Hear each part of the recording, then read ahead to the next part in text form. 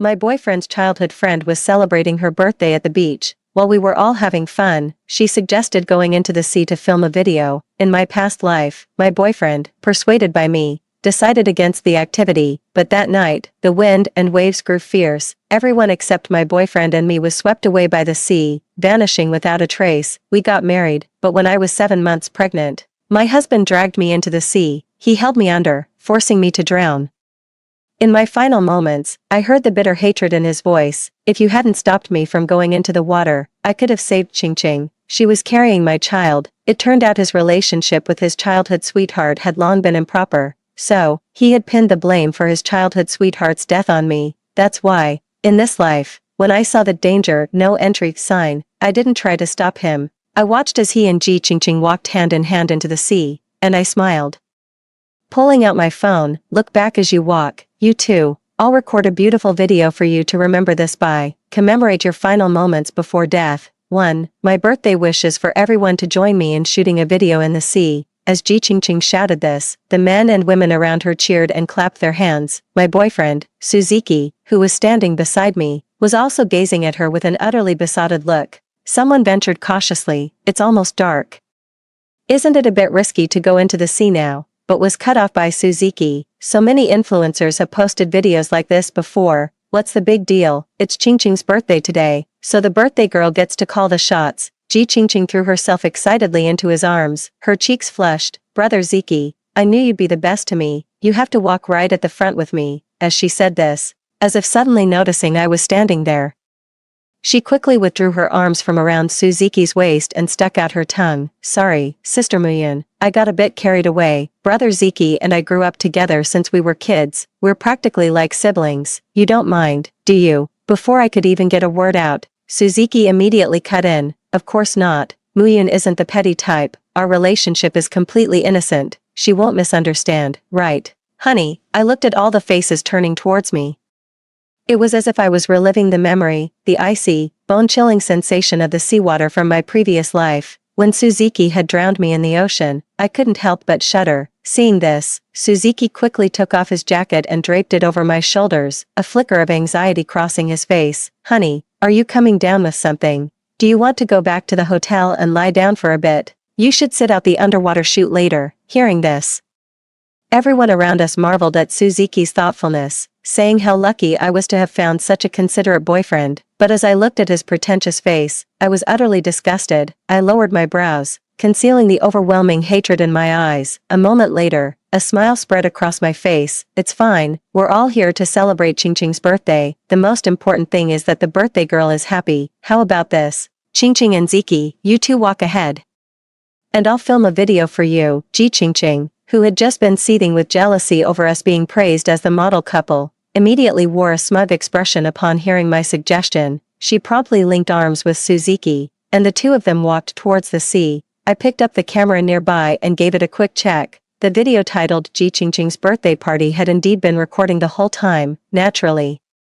It also captured the footage of her urging everyone to join her in the sea. A faint smile touched my lips as I set a timer on my phone to automatically call the lifeguard. Urged on by Ji Qingqing's constant prompting, he followed after her. "Qingqing, look back at the camera and smile as you walk." In the viewfinder, Ji Qingqing and Suzuki were all smiles, radiating pure sweetness. Behind them, dark, towering waves churned and crashed, too, just like in their previous life. The storm arrived without warning. Ji Qingqing and Suzuki were swept away by a massive wave before they could even react. The others, who had been goaded into the sea, screamed as they tried to swim back to shore, but their strength was no match for the current, which relentlessly pushed them further out. In my past life, when Suzuki and I arrived at the scene, we were met with the exact same horrific sight.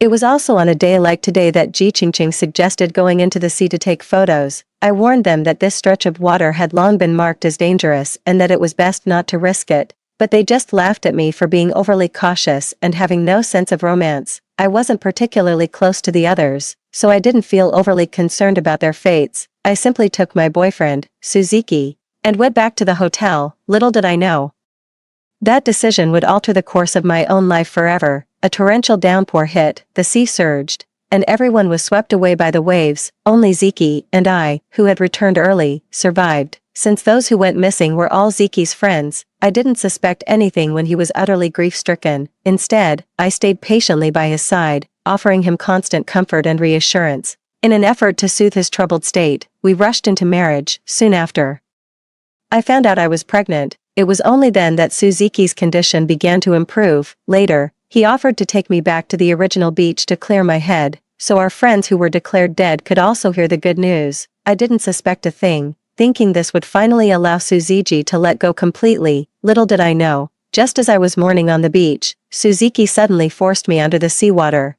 His hand clamped around my throat like an iron vice. My eyes were bloodshot.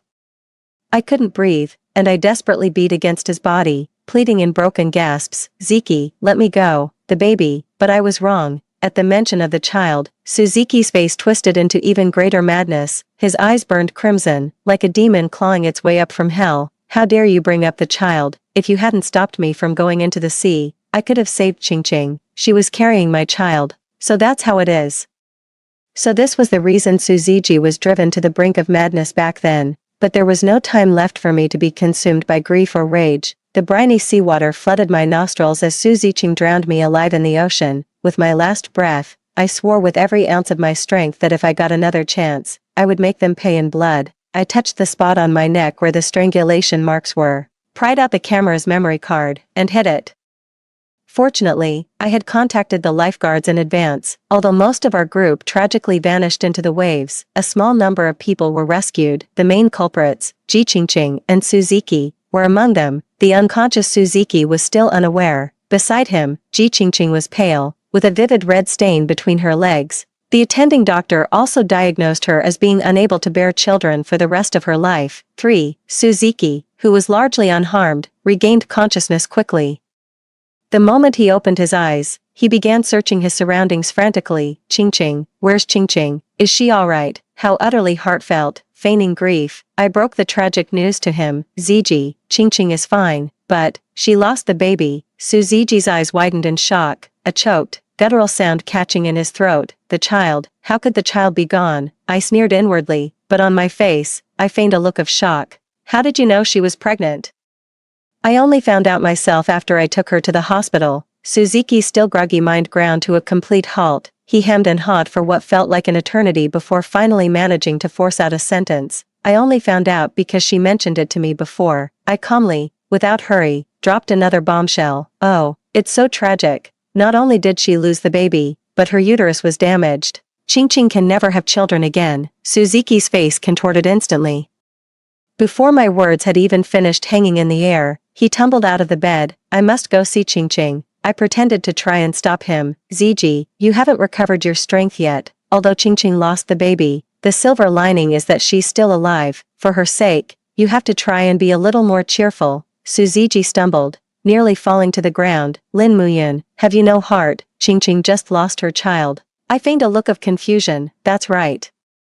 I never heard Qingqing was seeing anyone. Who on earth is the father?" Suzuki was left speechless again. Fortunately, the nurse came in at just the right moment to inform me that the police wanted to speak with me, allowing Suzuki to dodge the subject. But what Suzuki didn't know was that I had specifically asked the nurse to come and notify me at that exact time. With Suzuki worn out from dealing with my questions, and now facing Ji Qingqing, who had just lost her child, I was curious to see what kind of storm they could possibly stir up. I knew I was right. The moment I stepped out, Suzuki scrambled off in a hurry to see his childhood sweetheart. The instant Ji Qingqing saw Suzuki, she threw her arms around him and burst into tears. Suzuki's heart ached as he gently wiped her tears away. "Qingqing, I'm so sorry. This is all my fault. I failed to protect you." Ji Qingqing's eyes welled up with tears. "No, brother Ziki, it's not your fault. It's all Lin Muyun's doing." Me." And just like that, I was left holding the bag, watching from outside the surveillance screen. Ji Qingqing lay in the hospital bed, her face dark and cold. The nurse said she was the one who contacted the lifeguards ahead of time, which is how we were rescued. But if she could contact the lifeguards, why didn't she try to stop us from going into the sea in the first place? Suzuki also nodded thoughtfully. "You're absolutely right. She just asked me what was going on with your child. She must have found something out and is deliberately trying to harm you. Well, it's no wonder this unhinged pair found each other. I respect it and wish them the best." Ji Qingqing gritted her teeth, her expression turning fierce. Since she's treating us like this, she's left me no choice. Brother Zeke, let's go live and expose what she's done. Less than half an hour after Su Ziji arrived at Ji Qingqing's hospital room, the two of them had already swiftly mapped out their next course of action. In the newly created livestream, Ji Qingqing, her face deathly pale, poured out her grief to the camera. I am a victim of the 721 maritime disaster. In this tragedy, I lost my 3-month-old child. Ji Qingqing perfectly capitalized on the public's attention. The number of viewers in her livestream quickly soared past 10,000. Suzuki, standing nearby, promptly drew her into his arms, patting her shoulder in comfort. As a mother who had just lost her child, Ji Qingqing's behavior was utterly pitiable. But there's a reason why this incident caused so many casualties. Having cried herself out, Ji Qingqing began to cast blame and spread accusations. Before she could even finish speaking, I fired off that super chat, pinned, bolded, and highlighted in red. Thanks to the magic of cold hard cash, Qingqing. When on earth did you get pregnant? And how come your boyfriend isn't with you this time? For, the moment those words were out, some keen-eyed netizens following the drama immediately sensed something was off. Seriously, where's your boyfriend? You're pregnant, and he's letting you do this kind of work. That's so irresponsible. Isn't that guy next to her boyfriend? The way they're looking at each other is practically electric. People in the comments are already dropping names, so they must know each other. What are you all even arguing about? Compared to serious social issues, juicy gossip is always more effective at grabbing netizens' attention. And just like that, with a single comment from me, the tide of the barrage chat began to turn. Half were condemning Ji Qingqing's boyfriend who had never shown his face, while the other half believed the man beside her, Suzuki, was the one I struck while the iron was hot. Shoving every bit of slander Ji Qingqing hadn't yet uttered right back down her throat. Qingqing, don't be upset. The most urgent thing right now is to notify the child's father. Tell me who he is, and I'll get the police involved right now. You shouldn't have to carry this burden alone, honey. Please help me talk some sense into Qingqing. I'm counting on you. My barrage of words didn't just stun Ji Qingqing. It left the entire livestream audience speechless. So, is the person who posted this comment also involved, or is she the girlfriend of the guy next to her? I found it. I found the official report. Look at this video. The person who just commented is Ms. Lin Muyun, the one who called out to the lifeguard for help. If it weren't for her, everyone in the 721 incident might have lost their lives, judging by the ring on her finger. I bet that cute guy gave it to her, and honestly, the way he's rescuing people while she's calming the injured, I'm totally shipping them, probably because she's dealing with the aftermath, so she can only interact through comments here. Sister Lin Muyun is really considerate of the blogger, still thinking about tracking down that irresponsible jerk even while she's so busy. As for Ji Qingqing, she was in no mood to care about how the public opinion was escalating. In the live stream, she turned to look at Suzuki, her eyes brimming with tears, presenting a picture of delicate vulnerability. When I was filming the video last night, there was nothing on my finger, yet when she woke up, a wedding ring had magically appeared on my hand. My judgment was correct. The pain of losing a child had dulled Ji Qingqing's mind, making her completely forget what the immediate priority was. She simply ignored the netizens' questions, engaging in an oblivious, intimate exchange of glances with Suzuki. In his previous life, Suzuki had indeed secretly prepared a ring. However, it was meant to be a birthday gift for Ji Qingqing. After Ji Qingqing's death, he would often drown his sorrows late into the night, clutching that very ring. In the end, he used that same ring to propose to me. Before drowning me, he tore the ring from my finger and snarled, "How dare you wear Qingqing's ring? You're the one who ruined our happiness." It was only then I realized, even though it was my card that paid for it, this ring was never truly mine. In that case, in this life, let this expensive ring return to its rightful owner. Suzuki saw my barrage comment, his face a mask of utter shock. He couldn't fathom for the life of him how that ring had ended up in my possession. He could only fumble to wipe Ji Qingqing's tears, murmuring soothing words, while simultaneously mustering a feeble defense. "Why yes, that's right, Muyun. I was going to propose to you. It was all for you that we got into this mess." Qingqing, don't cry. If it weren't for Muyun wanting a beach proposal, you wouldn't have been swept into the waves trying to help me plan it. Muyun, we have to cover Qingqing's medical bills, and the compensation for my brothers. Ji Qingqing basked in Suzuki's gentle, soothing words, a flicker of triumph flashing in her eyes. "It's okay, brother Zeke, it wasn't your fault. Am I causing you trouble?" Unfortunately, today's netizens are a hybrid of expert T-spotters and Sherlock Holmes.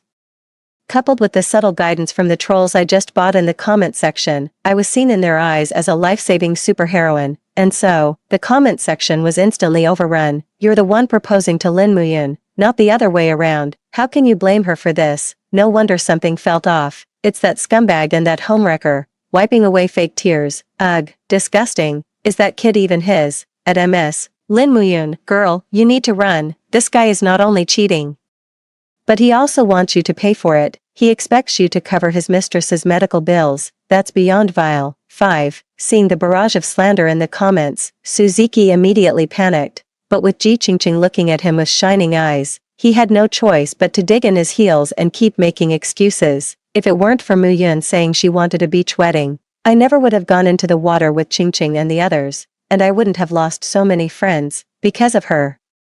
Qingqing can never become a mother. Do any of you even realize that? Ji Qingqing bit her lower lip, her eyes reddening as she replied with a sob. I'm sorry, Sister Muyun. I'm just so upset. My boyfriend is abroad and can't come back. Brother Ziki and I grew up together. That's why he came to look after me. Please don't be angry, sister. I'll tell Brother Ziki to go home. Okay. Their acting skills were truly a sight to behold.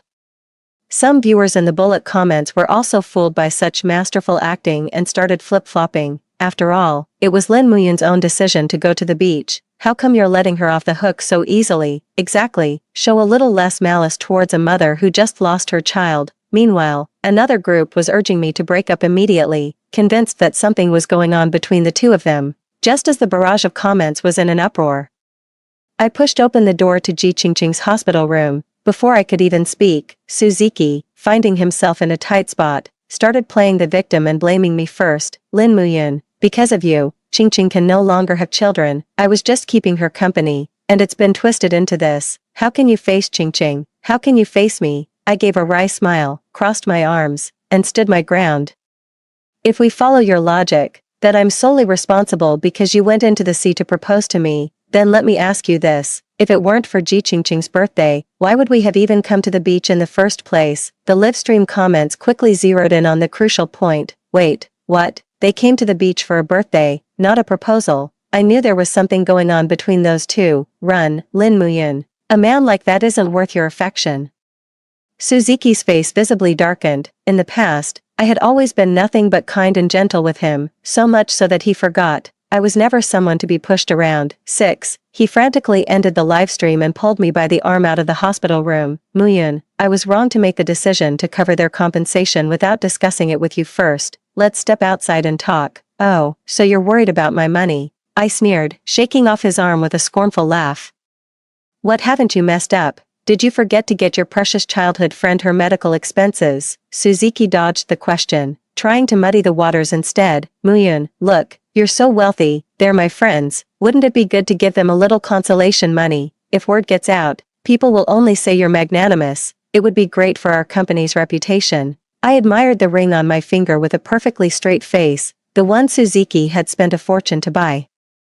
This is just the first thing I've taken back. There will be more to come. You're mistaken, Suzuki. It's my company, not ours. What's more, no matter how much money there is, it's mine. Whose life gets bought is for me to decide. Suzuki, you've gone too far this time. I'm breaking up with you. Suzuki panicked and kept trying to soothe me, but I turned a deaf ear and walked away without looking back. After that, Suzuki kept bombarding me with messages, begging for another chance. And from the surveillance footage, I saw that every time Suzuki did this, Ji Qingqing beside him would inevitably get into a huge fight with him. The wedding ring I accidentally showed during the interview has finally become a ticking time bomb between them. No matter how Suzuki tried to talk his way out of it, Ji Qingqing refused to back down. Brother Ziki, she's the vile woman who killed your child. Besides, don't you want to be with me? If we can just get rid of Lin Muyun, we can be together and avenge our child. Soon after, Ji Qingqing gave an interview to a media outlet. Before we even went into the water, I saw Sister Muyun calling the lifeguard. If she knew an accident might happen, why didn't she warn us to stay out or call for help right away? The media outlet even thoughtfully included the surveillance footage of me making that call. The interview went viral instantly. Many public accounts also jumped on the bandwagon to exploit the tragedy, insinuating that I was the culprit who deliberately delayed rescue efforts to become an internet celebrity, resulting in multiple deaths. In the end, spurred on by Ji Qingqing, a sudden disaster was twisted into a premeditated murder committed by me alone. A significant number of people bought into this narrative without question. Only a small fraction of netizens who watched the live stream voiced their support for me in the comments, but their messages were drowned out by a flood of abusive remarks. Soon, even the few scattered comments defending me vanished without a trace, leaving nothing but a torrent of online abuse in their wake. I watched the storm of vitriol rage online, yet my heart remained perfectly calm. Compared to the sensation of drowning in my past life, what is a little cyberbullying? Besides, the higher they climb, the harder they'll fall. When public opinion reached its peak, I made my next move. I hired some online trolls to spread the word that the area was a dangerous, off-limits zone. Locals came forward to confirm the area was extremely hazardous, not listed as a tourist spot, and was a very obscure stretch of sea. Soon, these videos went viral. A wave of skepticism followed in quick succession. Under my orchestration, the situation escalated further.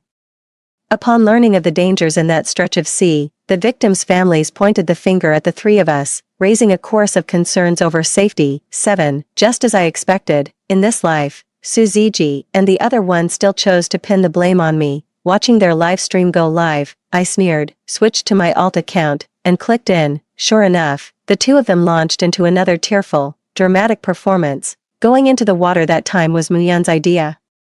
I tried to talk her out of it, but she insisted that for such a rare gathering, we had to do something exciting to celebrate. There was no stopping her. Watching this scene, I couldn't help but think what a shame it was that these two didn't become actors. Naturally, the unsuspecting netizens were quickly taken in by their performance. They all took to their keyboards to launch an attack against me. How could she be like this? Isn't she indirectly responsible for someone's death? Exactly.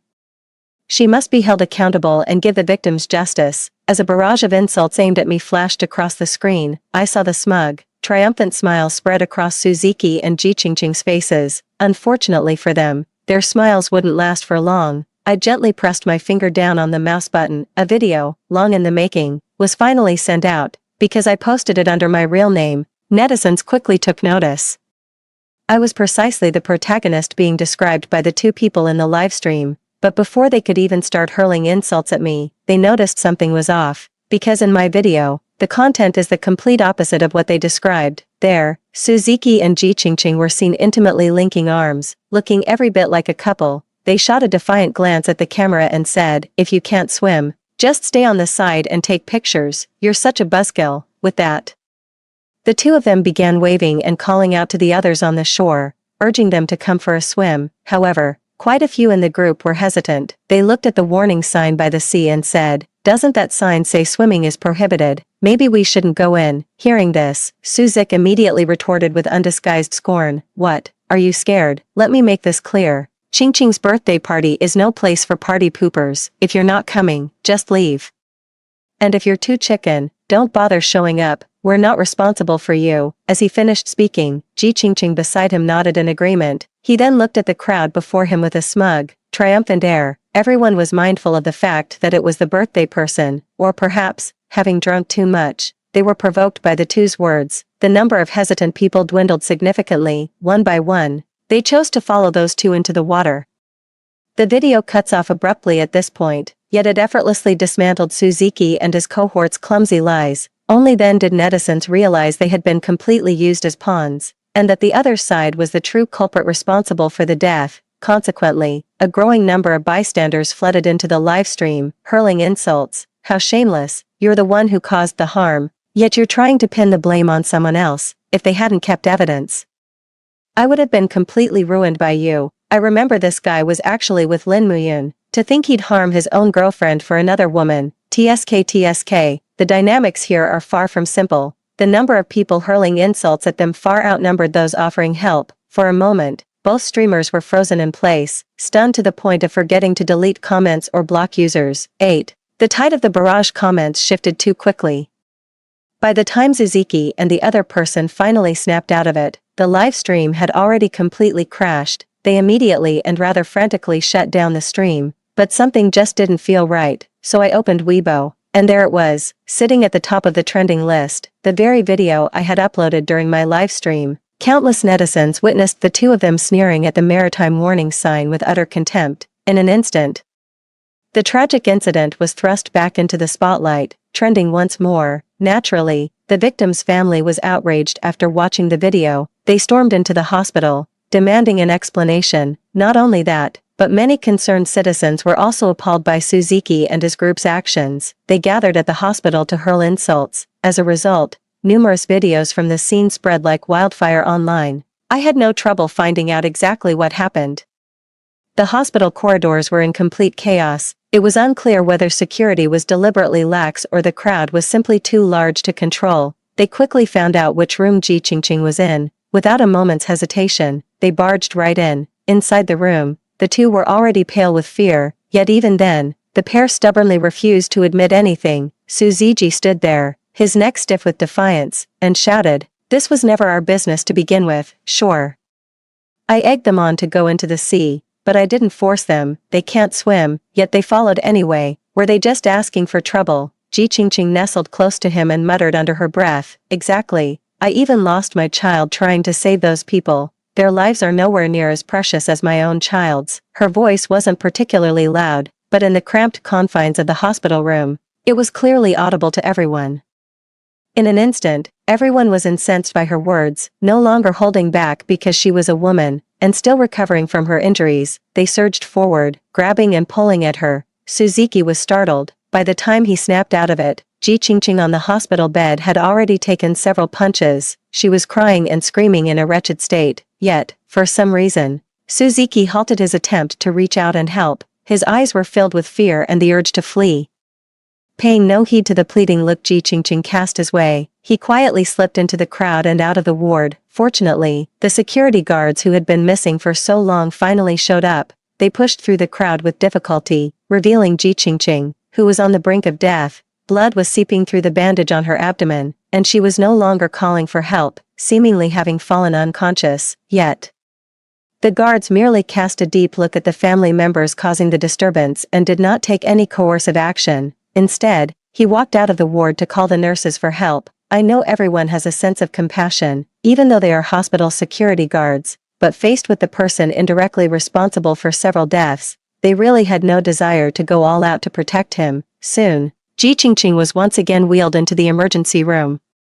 The police then took all the troublemakers to the station. The once noisy corridor fell silent once more. It was only then that Suzuki, who had been missing for a long time, reappeared. After fleeing the ward, fearing he would also be beaten, he ducked into a restroom to hide. He didn't give a damn whether Ji Qingqing on the bed was alive or dead. Only after everyone had left did he finally saunter out. He happened to arrive just as the doctor was looking for the patient's family.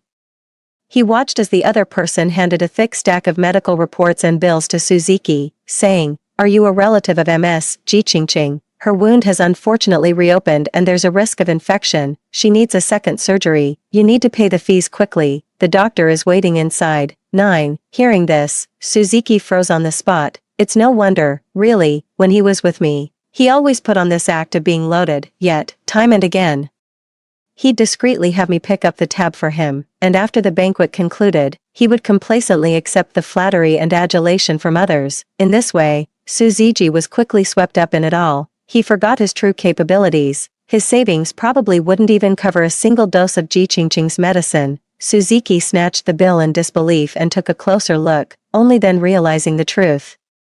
It turns out I was the one who footed the bill for their surgery when they first arrived at the hospital. He naively thought he had some incredible ability. Faced with the doctor's pressing, however reluctant he was, he could only stiffen his neck and say, "Please wait a moment, I'll find a way to pay the fee." With that, he took his phone, stepped aside, and called me. I'd been waiting for this moment. I snatched up the phone after just a couple of rings. Suzuki's voice came through the line. Feigning distress, "Muyun, why did you freeze the card? Qingqing just got hurt by some troublemakers at the hospital. She needs surgery now and we're waiting to pay." He probably still thought I was in the dark, just like before. A few sweet words were all it took to make me willingly open my wallet for them, but looking at the stack of evidence I'd gathered, I couldn't be bothered to keep up the charade any longer, so I said flatly, "Suzuki, we're done. I won't be giving you or them another cent." There was a long silence on the other end of the line, followed quickly by a voice thick with disbelief. "I never agreed to break up. Are you really going to abandon Qingqing in her time of need? She's my sister. We're going to be family." Hearing him still spout such nonsense even now, I couldn't help but let out a cold, mocking laugh. I've never heard of a sister you sleep with. At those words, Suziki immediately got defensive and retorted, Lin Muyun.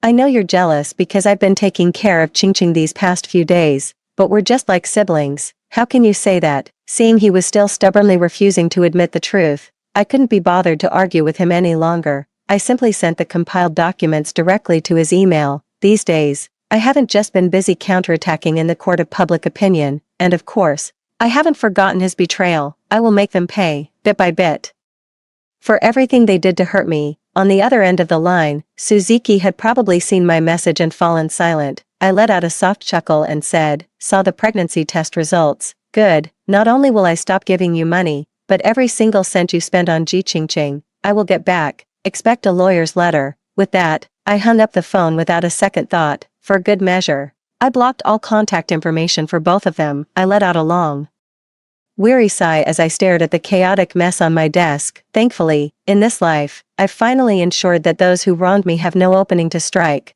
But I didn't let my guard down. Instead, I began preparing the legal case, and so, a long stretch of peaceful days passed by. Just when I thought Suziki and the other person were about to vanish without a trace, I finally got word of them again. However, the next time we met was in a courtroom. 10, in the end, unable to afford the medical bills, Suziqing had no choice but to sell the old house left to him by his parents. The pity was, while the house was spacious, its location was far too remote, coupled with its state of disrepair. The sale proceeds were just enough to cover Ji Qingqing's surgery, but the subsequent series of expenses for follow-up procedures and medication were beyond their means. Under the pressure of money, even the closest of friends can have a falling out. Ji Qingqing pointed a finger at Suziki's face and yelled, "Don't think I don't know. When that mob came to cause a scene in the hospital room, you snuck away. You're the reason I ended up like this. You have to take responsibility." As for Suziki, he had already been driven to distraction by a mountain of bills these past few days. As he listened to Ji Qingqing's accusations, his anger kept rising. Finally, he couldn't hold back and roared, "Isn't it because of that extra thing you had to say? If it weren't for you, how could those people have gotten so angry?" And so, with one quarrel after another, the two who had once loved each other so deeply became bitter enemies. In the end, Suziki tossed the bill aside and walked away. He declared he was cutting ties with Ji Qingqing and would no longer cover any of her expenses. But his troubles were far from over. Not long after, Suziki received his first court summons, and the targets were none other than the families of the deceased. As it turned out, after being taken to the police station, they gave a full account of the entire disturbance they had caused. Coupled with their cooperative attitude, the matter was hastily concluded with nothing more than a fine for disturbing the peace. With my anonymous assistance, this group learned to seek revenge through legal channels. They each contacted lawyers and filed lawsuits against Suziki, as the mastermind who incited others to take the plunge. Suziki was naturally obligated to pay a hefty sum in compensation to the victims' families, but now, penniless as he was, how could he possibly come up with such an enormous amount? Suziki began desperately begging everyone he could think of for a loan, but the people around him were already well aware of his true character. Everyone kept their distance from him. Left with no other choice, he turned to a loan shark. This was the only way he avoided going to prison, unfortunately. Before he could even catch his breath, the lawyer's letter I drafted was served to him. In the courtroom, I watched as that familiar face before me turned to me with a look of utter despair. Yet, I felt no sorrow in my heart. Instead, it was filled with nothing but pure, unadulterated satisfaction. So this is how decisive one can be when love is gone. I paid him back in kind, returning every ounce of the hurt he had inflicted on me. In the end, Suziki had no choice but to pawn his ID card and borrow money once more to repay everything he had taken. After that, he truly vanished without a trace. I couldn't care less about his fate. Instead, I felt a profound joy for my own rebirth. I resolved to live my life with 100 times more dedication than in my previous existence. The next time I heard news of Suziki and Ji Qingqing was already a full year later. Rumor had it that Ji Qingqing regretted leaving Suziki in less than a week. She went to look for him, only to find the old house empty and abandoned, with new owners living there. Just like that, Suziki vanished. With no money, Ji Qingqing naturally couldn't afford to stay in the hospital any longer. She had always relied on Suziki for support and had no means of supporting herself. Plagued by lasting physical ailments, he was reduced to wandering the streets and begging for alms. Not long after, His old illness flared up again, and he met a miserable end on the streets. As for Su Ziji, his fate seemed even more wretched, hounded by loan sharks. The only work he could find was odd jobs, which didn't even cover the interest payments, so he was dumped overseas by that group. Whether he ended up a slave or had his organs harvested, no one knows, but all of that has nothing to do with me anymore. All I know is, they met their end because of the evil they themselves sowed. As for my own path ahead, it is bathed in light. And, Story 2. Qin Yanyan lost the radioactive materials but deliberately kept it under wraps. Soon after, 3 senior researchers in the same lab were diagnosed with leukemia. Sensing something amiss, I requested an inspection of all radioactive materials, but my childhood friend and younger brother intercepted the application. There are barely any researchers left in the lab. If you kick up a fuss now, aren't you basically pointing fingers at Yin Yin? Later, I started getting nosebleeds. News of the lab's missing materials spread across campus, and I became the scapegoat. My advisor faced disciplinary action, and the seniors battling cancer despised me to the core. I tried to prove my innocence, but my childhood friend and younger brother framed me with fabricated evidence, cementing my guilt. Only if you take the blame will Yin Yin be spared suspicion. In the end, they pushed me off the lab rooftop, and I was reduced to a bloody pulp. Meanwhile, Qin Yanyan graduated with a spotless record, joined the research institute, and became an inspirational role model. When I opened my eyes again, I'd returned to the day Qin Yanyan was searching for materials in the lab. 1. Choo-choo, what's this suit for? It looks so unusual. Can I try it on? Maybe you could give it to me. It's my first time in the lab, and I'd love to keep something as a memento. Even a pig knows you can't just walk out with lab equipment, as if Qin Yanyan didn't know that. As she asked, she'd already slipped into the radiation suit, grinning playfully. Seeing her innocent expression, her childhood friend Gung Yen gave a magnanimous smile. Sure, it's just a piece of clothing. The school has already granted Xingqiu the rights to this lab. If there's anything else you like, feel free to take it. Her brother Xingjian shamelessly chimed in. Exactly. My sister wouldn't be so selfish as to refuse such a small favor. Hearing this, I nearly let out a cold laugh.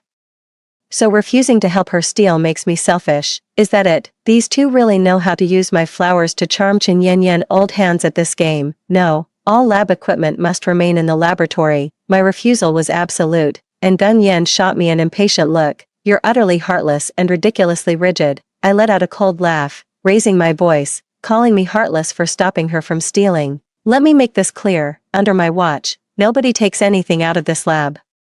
All eyes turned to Qin Yanyan as scattered murmurs arose, condemning her attempt to smuggle items out. Qin Yanyan bit her lip, looking as if she'd suffered an unbearable humiliation. Senpai, I'm no match for Choo-choo in any way. It's only natural she looks down on me. I shouldn't have come with you all. Just making myself unwelcome and getting insulted for no reason. She hung her head and sobbed quietly. The two comforted her while still shooting accusatory glances my way.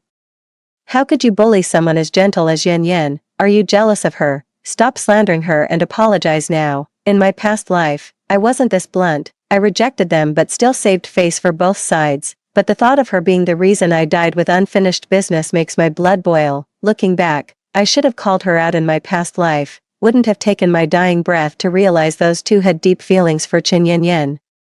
I envied her, envied how she could laze around illiterate. Someone like her never belonged here. You brought her in, any consequences are on your heads. Lab cameras are glitching, no worries, I'll record everything. As I pulled out my phone, Qin Yanyan quickly lowered her head to hide the panic in her eyes, then burst into tears and ran off. Xingjianan and Gung Yan shot me a glare before chasing after her.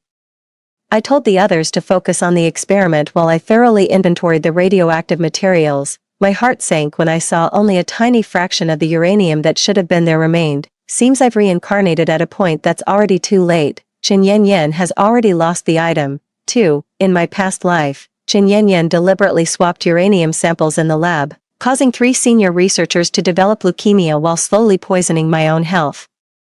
When I later realized something was wrong and tried to request a radioactive materials audit from the university, including lab inspections and personnel screenings, those bastards Gung Yan and Xingjianan stopped me and locked me in my apartment. The scandal broke when the school launched its own investigation, discovering someone had deliberately placed uranium in a sealed document folder. As investigators were about to trace it back to Qin Yanyan, Gung Yan and Xingjianan panicked. The two conspired to pin the whole thing on me, Yan Yan just wanted to satisfy her curiosity by looking around. We never expected Xingqiu would actually agree. If she could agree to Yan Yan's request, she could have agreed to anyone else's too. How can you pin this on Yan Yan? At the very least, as the person in charge, Xingqiu should bear primary responsibility no matter what happens, shouldn't they? Just like that, I became the scapegoat for everyone's deaths.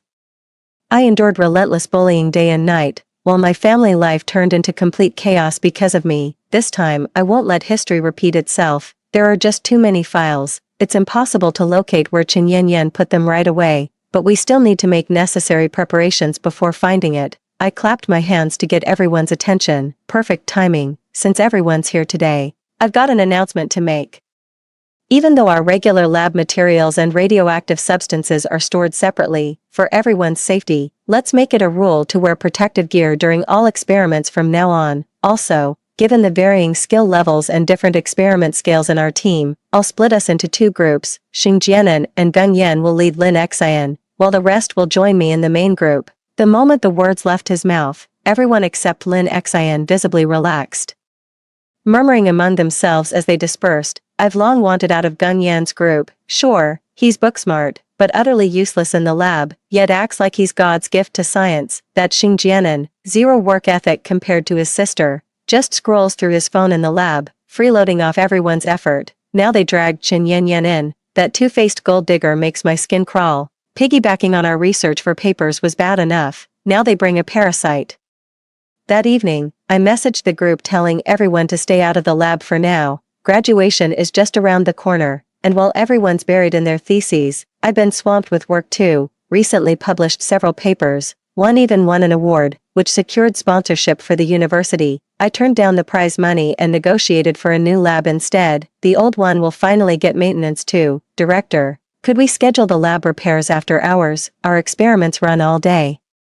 Also, please keep quiet about me being the reason for the new lab. With just a year left before graduation, I'd rather avoid unnecessary attention. The boss gave the green light. Before the next day's experiment, I had everyone gather at the entrance of the new lab. Gung Yan and Xing Jianan stormed over to confront me. Xingqiu, why did you split us into two groups? And what's your justification for keeping Yan Yan out of the lab this time? I gave them a cold glance. Since you two operate on a completely different level from the rest, and Lin Xian's still a rookie, you'll be grouped together. As for Qin Yanyan, do we really need another parasite in the lab besides you two? They glared at me. What's gotten into you? You've been so snappy lately. What exactly did Yan Yan do to offend you? Is there any need to single her out like this? I said coldly. This isn't about singling anyone out. She shouldn't have been allowed in there to begin with. Starting today, the two groups will conduct experiments separately to prevent any intellectual property theft. With that, I prepared to lead the remaining team members into the lab. The two exchanged glances, while Qin Yanyan, who had been wearing a pout, suddenly looked up and shot them a meaningful look. Gung Yan caught up and grabbed my arm forcefully. You think we actually want to work with you? Flaunting that new lab like it's some achievement. Newsflash, you didn't earn it. Xing Jianan was growing visibly anxious. The professor put you in charge, but wasn't Gung Yan also assigned by him? Are you deliberately excluding us with the others? Watch out. I'll report this to the professor and get you disqualified. I gave them both a long, hard look. If you don't appreciate the new lab, stay in the old one. Let's see if you two can avoid becoming laughingstocks at the pre-final symposium. The two men gritted their teeth. Stop looking down on people. You arrogant prick. With that, they led Qin Yanyan into the old lab, swiftly drawing the curtains while declaring, don't even think about spying on our research. 3. After the experiment concluded, Gung Yan was waiting for me at the door. Since you've left the lab, shouldn't you take this junk of yours with you? What a disgusting eyesore. He pointed at several documents on the table by the old lab entrance. Qin Yanyan smoothed her slightly disheveled hair. Senior Gung Yan. Even though we're in separate labs now, Xingqiu definitely didn't mean to target us. Don't be so harsh on her. These documents seem important to you. You'd better take them quickly. Documents. My heart skipped a beat when I heard that. Could the uranium files be hidden in here? After scrutinizing for a while, I finally noticed one file folder sealed completely differently from the others. In that split second, it hit me. The missing radioactive material was inside this.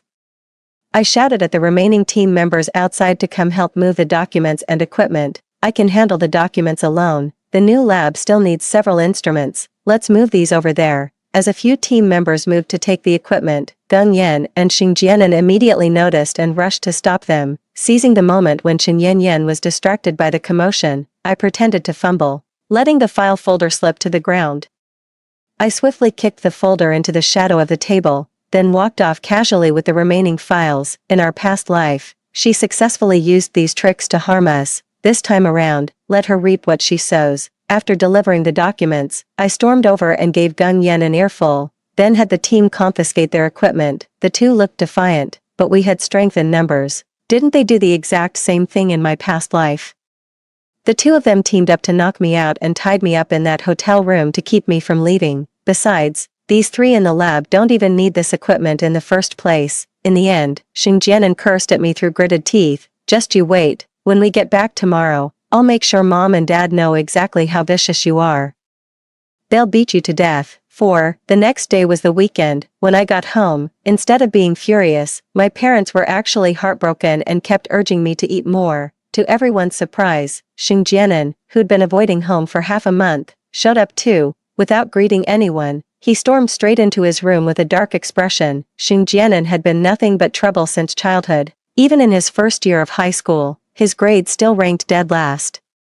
If I hadn't forced him to study with me throughout junior and senior year, he'd probably only qualify for vocational college now. He became even more unruly in college. Had it not been for his outstanding Gaokao scores, the professor would never have granted him special lab access privileges. His parents had already accumulated enough disappointment in him to simply pretend he wasn't there. As usual, I chatted with my parents after dinner before retreating to my room for an afternoon nap. After about half an hour, when the noise outside subsided, someone pushed open my bedroom door. Someone tiptoed into my room and started rummaging through my things. After they left, I opened my eyes and checked my computer. Sure enough, there was the record of the email I'd just sent. I don't get it. After all the times I've taught Xing Jianan since childhood, how can he still be such a blockhead? About 2 weeks later, the academic society began collecting research papers.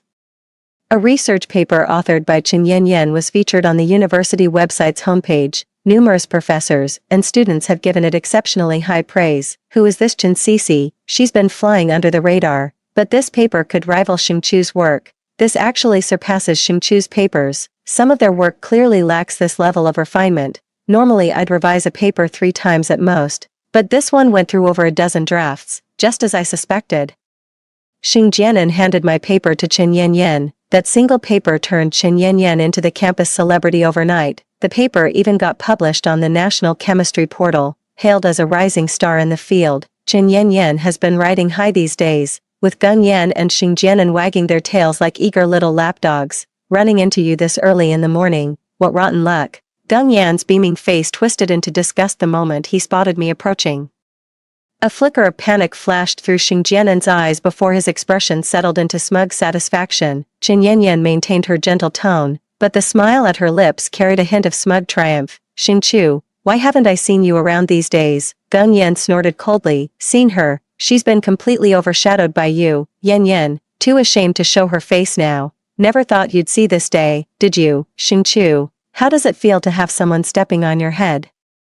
I sneered. You all know exactly how this paper came to be, don't you? Stealing my work and flaunting it like this. Chen Yan put on an innocent face. What do you mean by that? I know I'm not as talented as you, but you can't just dismiss other people's hard work. She suddenly burst into tears, completely out of the blue and utterly baffling. The commotion drew the attention of passers-by. For a brief moment, she became the center of attention, and people stopped to watch. As if overcome by dramatic impulse, she raised her voice with a sob. Is it a crime not to be a genius? Don't we ordinary people have the right to fight for our dreams? You've targeted and isolated me before, but how could you accuse me of stealing your thesis? 5. Perhaps these words struck a chord with many, as passers-by glared at me with undisguised hostility. Xing Chu may be brilliant, but that doesn't give her the right to treat others like this, just because she's a genius. Does that mean the rest of us don't deserve to learn? She just can't stand seeing others succeed, terrified they'll outwork her and threaten her precious status. Oh, she's a genius all right, but geniuses are always lonely. Let her rot in solitude. No matter how talented she is, she'll never have real friends. Gung Yan smirked, looking smugly at me. You probably don't know this yet, but she's no genius. All her past papers were ghost-written. Her personal life is a complete mess. She only got all those resources by seducing professors. Everyone was shocked by the revelation. Oh my god, is this actually true? If even Gun Yen, who's so close to her, says this, and her own brother didn't deny it, how could it be fake? This is absolutely disgusting. People like this should be locked up and executed. Chen Yanyan sighed and ran over to grab my hand. Xingqiu, if you'd just stop bullying me, I'd still really like to be good friends with you. And you shouldn't look down on others either. You call them idiots, but you're not exactly a genius yourself. The crowd erupted in fury, hurling curses at me, with some nearly lunging forward to throw punches. 3 figures stood before me, looking down their noses with smug superiority. A tidal wave of unprecedented slander and defamation crashed over me as I stood trapped in the jostling crowd, struggling to breathe. Gung Yan strode toward me with a victor's swagger, tilting his chin up before leaning in to whisper in my ear, "If you apologize to Yan Yan today, we'll help clear your name." Deal. Xing Jianan finally spoke up. "Damn right, you should kowtow to her, you're the one who wronged her." Xing Jianan's voice rose sharply as he continued, "How can you be so vicious to a girl? Aren't you afraid karma will give you cancer?" The next instant, both Gung Yan's eyes rolled back as 4 streaks of nose blood came gushing down. I couldn't help but laugh. "Oh, seems like I'm not the one who got cancer." 6. Seizing the moment while they were still dazed, I took out my phone, logged into my email, and pulled up the records of Xing Jianan previously sending the paper. The records date back 16 days, while Chen Yinyan's paper was published just 3 days ago. This paper was originally written by me. My computer still has all the research materials and revision history. I'll release everything for verification once I get back. Chen Yanyan barely scraped by to get into this university. In 2 years, she failed 3 courses and scored a pitiful 12 on her last exam, yet suddenly she produces a thesis that earns widespread praise. If anyone's the genius here, it's her. I've dug up all the evidence, yet these people still shamelessly refuse to admit it. Xingqiu, I know you dislike me, but fabricating evidence, that doesn't seem like something you'd stoop to. This is clearly what happened when we shared Yanyan's paper for your reference. You went overboard adding your own unnecessary comments and sent it back. How can you be so shameless? All you do is smear others' reputations. Having a sister like you is downright humiliating.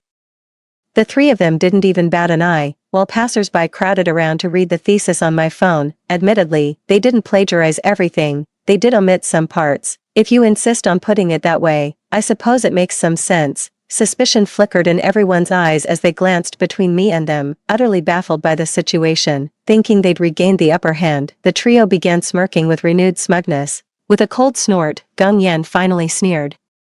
"Why bring up the thesis? Trying to cover up your shameless behavior. Too spineless to own up to what you've done." I slapped him across the face. "You two are shameless, twisting facts and treating everyone like fools. You slander women's reputations at the drop of a hat. I've never met anyone more despicable. Have you forgotten how in middle school, when you were forced to kowtow and lick shoes, it was me who carried your pathetic ass to the hospital?"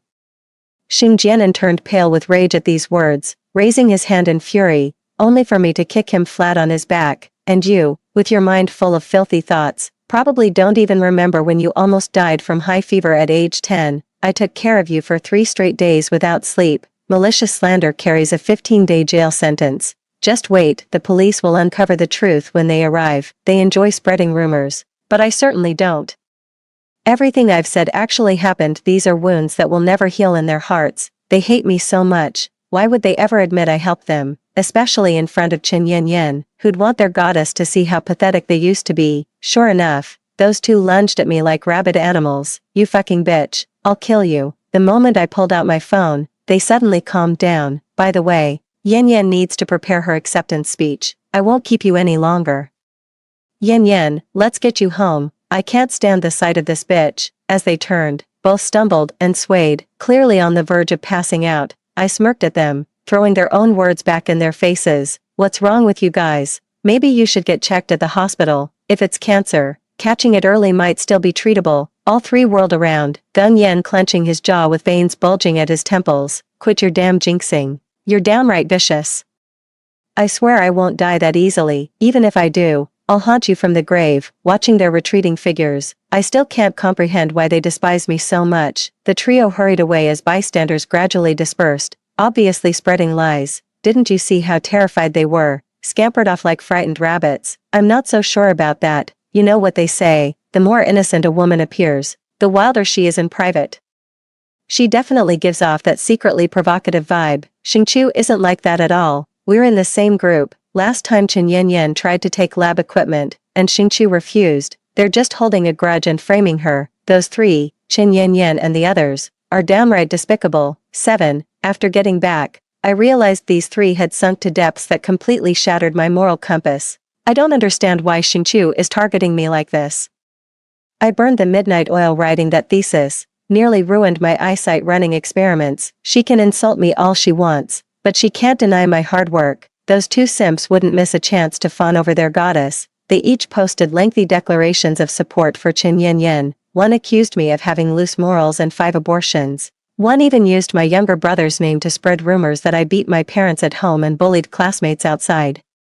The whole thing blew up. Lies became accepted as truth. I was originally one of the award recipients at this ceremony. We'll still give you the prize money, Xingqiu, but perhaps you shouldn't attend the award ceremony. The school is concerned about reputation too, but the teacher truly believes in your character. I sighed helplessly. At least let me do something to feel involved. How about having me run the PowerPoint, teacher? The teacher wouldn't possibly refuse such a trivial request.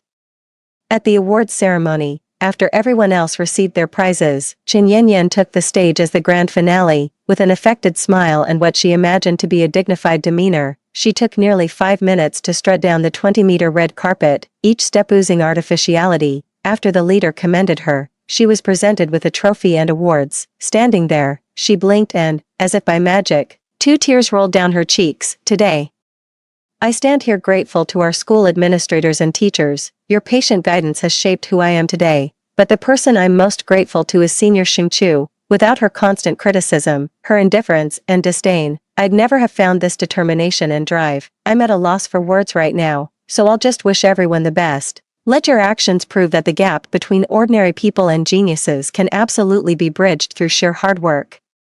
As her words landed, thunderous applause erupted. Admittedly, her speech was truly inspiring, uplifting, persevering, perfectly embodying that model student image from her past life. It would be better if I weren't the victim. Xingqiu is truly despicable and hypocritical. Turns out all those online rumors were true. How could she possibly bully such a kind and hardworking girl? I hope she gets hit by a car tomorrow. And that's not all. They say she's promiscuous and even had a child out of wedlock. The classmates were freely discussing the matter when one particularly loud voice cut through. Someone like Xingqiu deserves to be expelled. It was Gung Yan's voice, soon joined by Xing Jianan, then 3, 4, countless voices rose in unison demanding my expulsion. The executives looked grim. Seeing the perfect moment, I hit the keyboard. 3 crystal clear faces appeared on the awards ceremony's backdrop projection, going at it like sandwich cookies in the middle of a lab. Chen Yanyan's voice was laced with breathless, blush-inducing gasps. Brother Gung Yan, isn't this inappropriate? We're in a laboratory. After deep, pleasure-laden breaths from the man, Gung Yan wore an expression of utter satisfaction. Only in the lab can we experience this incomparable ecstasy, Xing Jianan gasped. Yan Yan. Don't you think this experience is way better than before? Chen Yanyan playfully swatted at their chests with a coquettish pout. You promised. Remember, after this, you'll help me steal Xingqiu's thesis. Both of them kept their eyes closed. Don't worry, I know her computer password. I'll definitely get it for you. I'm gonna savor this moment. That bitch acts all high and mighty just because her grades are slightly better. Can't wait to see her humiliated. I despise Xingqiu the most. Who does she think she is? Just 1 year older and she believes she can boss me around. I wish she were dead. The room fell dead silent. Then came the piercing, ear-splitting shriek. Ag, this video is disgusting. Oh God, my eyes. Chen Yanyan is truly something else, orchestrating academic theft and still having the audacity to accept awards. No wonder she's into orgies. That woman's got no shame. And she's the one spreading lewd rumors. The real slut here is herself. God knows how many men she's slept with. Just looking at her makes me feel contaminated. Do these 3 even have a shred of humanity left? They deserve to be shot for 5 minutes straight. Get these animals out of our school. Expel them now. 8. Chen Yanyan stared in stunned silence, her face flushed crimson with utter bewilderment, beaten black and blue by the crowd. Gung and Yan somehow dragged themselves onto the stage. No. None of this is true. The video was doctored. This never happened. Chen Yanyan snapped back to reality, sobbing uncontrollably. Who on earth wants to frame me? Just because I won an award. Is this really necessary? I'm innocent. By this point, I had already stepped onto the podium. These videos are all surveillance footage from the old lab, that place is remote and rarely visited, plus the cameras were newly installed. They had no idea, I honestly didn't know either. I only discovered these files while searching for my own documents. To clear my name, I resorted to this extreme measure, and I'm prepared to face any consequences. I never imagined such despicable people and incidents could exist on our campus. The video is completely authentic with no signs of tampering. I posted it on the school forum for everyone to verify, as the words hung in the air. The crowd's emotions reached a fever pitch. The school immediately stated they would conduct a thorough investigation, vowing never to tolerate such immoral behavior on campus, yet the curses kept coming. After all, they'd fooled many people with their earlier rumors. A crowd rushed the stage, hurling insults and punches. The few security guards couldn't break it up, leaving it to the arriving police. 9. The school's investigation results came out quickly. The video was authentic, and the school expelled all 3 individuals involved. I was also summoned to the teacher's office for a talk. You went too far, and you shouldn't have played those videos in front of the entire school. Having taught you for 3 years, I know exactly who you are. You're no so-called genius. Everything you've achieved comes solely from your own hard work and dedication. But considering you're the victim in this incident and didn't spread false rumors, we'll let you off with a warning this time. Don't let it happen again. I nodded earnestly and thanked the teachers and administrators. That day, Gung Yen and Chin Yen Yen happened to run into me when they came through the school gates to collect their belongings. After just a few days apart, they looked like they'd lost 20 pounds. Their 4 dark-circled eyes glaring at me with icy hostility. Shun Chu, don't get cocky. Your high and mighty days are numbered. Even if we get expelled, we'll be waiting at the school gates the moment you step outside. We'll make you wish you were never born. Tough talk came quick, but their feeble delivery made it impossible to take seriously. I can't die even if I wanted to, but you'll get to experience death soon enough. The 2 men froze for half a second. What do you mean by that? I leaned closer with a sinister grin. Haven't you noticed lately that you're constantly having nosebleeds, feeling completely drained, and coughing non-stop? These are classic symptoms of radiation-induced cancer. I did the math. You've already passed the critical treatment window since yesterday. Gung Yan looked utterly bewildered. You actually think your curses can kill me? Chin Yin Yan's eyes widened in shock, her face a mask of disbelief. Before anyone could react, she bolted from the school gates like a madwoman. Gung Yan was utterly baffled. I explained helpfully, don't you know, your beloved goddess stole uranium from the lab. Just that tiny amount left in the lab is enough to give you radiation sickness. His face showed disbelief, but a flicker of terror flashed through his eyes. Soon after, he stormed off cursing under his breath. 10. Xing Jianan, coughing up blood for the 10th time, was rushed to the hospital by his parents. When they learned radiation had given him cancer, my parents reacted with far more composure than I'd expected. Son, had we known about your condition earlier, we wouldn't have laid a hand on you these past days. The doctors may say it's hopeless, but we'll never abandon you. We'll spend every penny to get you treated. Xing Jianan lay cursing on the hospital bed, too weak to even pound the sheets. Why does Xing Chu get all your attention? Why, am I not your child too? This favoritism is unbearable. Mom and Dad sighed. When have we ever favored your sister over you? It's because you've been disobedient since childhood, stealing money for internet cafes, skipping classes, picking fights. We just want to set you on the right path and secure your future. Is that really favoritism? They'd said this countless times before, but it never got through to him. He clenched his teeth and shut his eyes tight. He refused to eat or drink, and eventually passed away in his hospital bed. That day, my parents wept bitterly in their grief. I held them close and comforted them, saying, Mom, Dad, you still have me. 11. Gung Yen went to the hospital for tests too. Overwhelmed by despair, he lashed out at Chin Yen Yen with punches and kicks. Chin Yen Yen lost 2 front teeth and suffered multiple fractures, further deteriorating her already fragile health. That day, Gung Yen showed up at the school gate and knelt at my feet just like years ago. He sobbed uncontrollably as the crowd gathered around him. Choo-choo, my parents abandoned me. Please save me.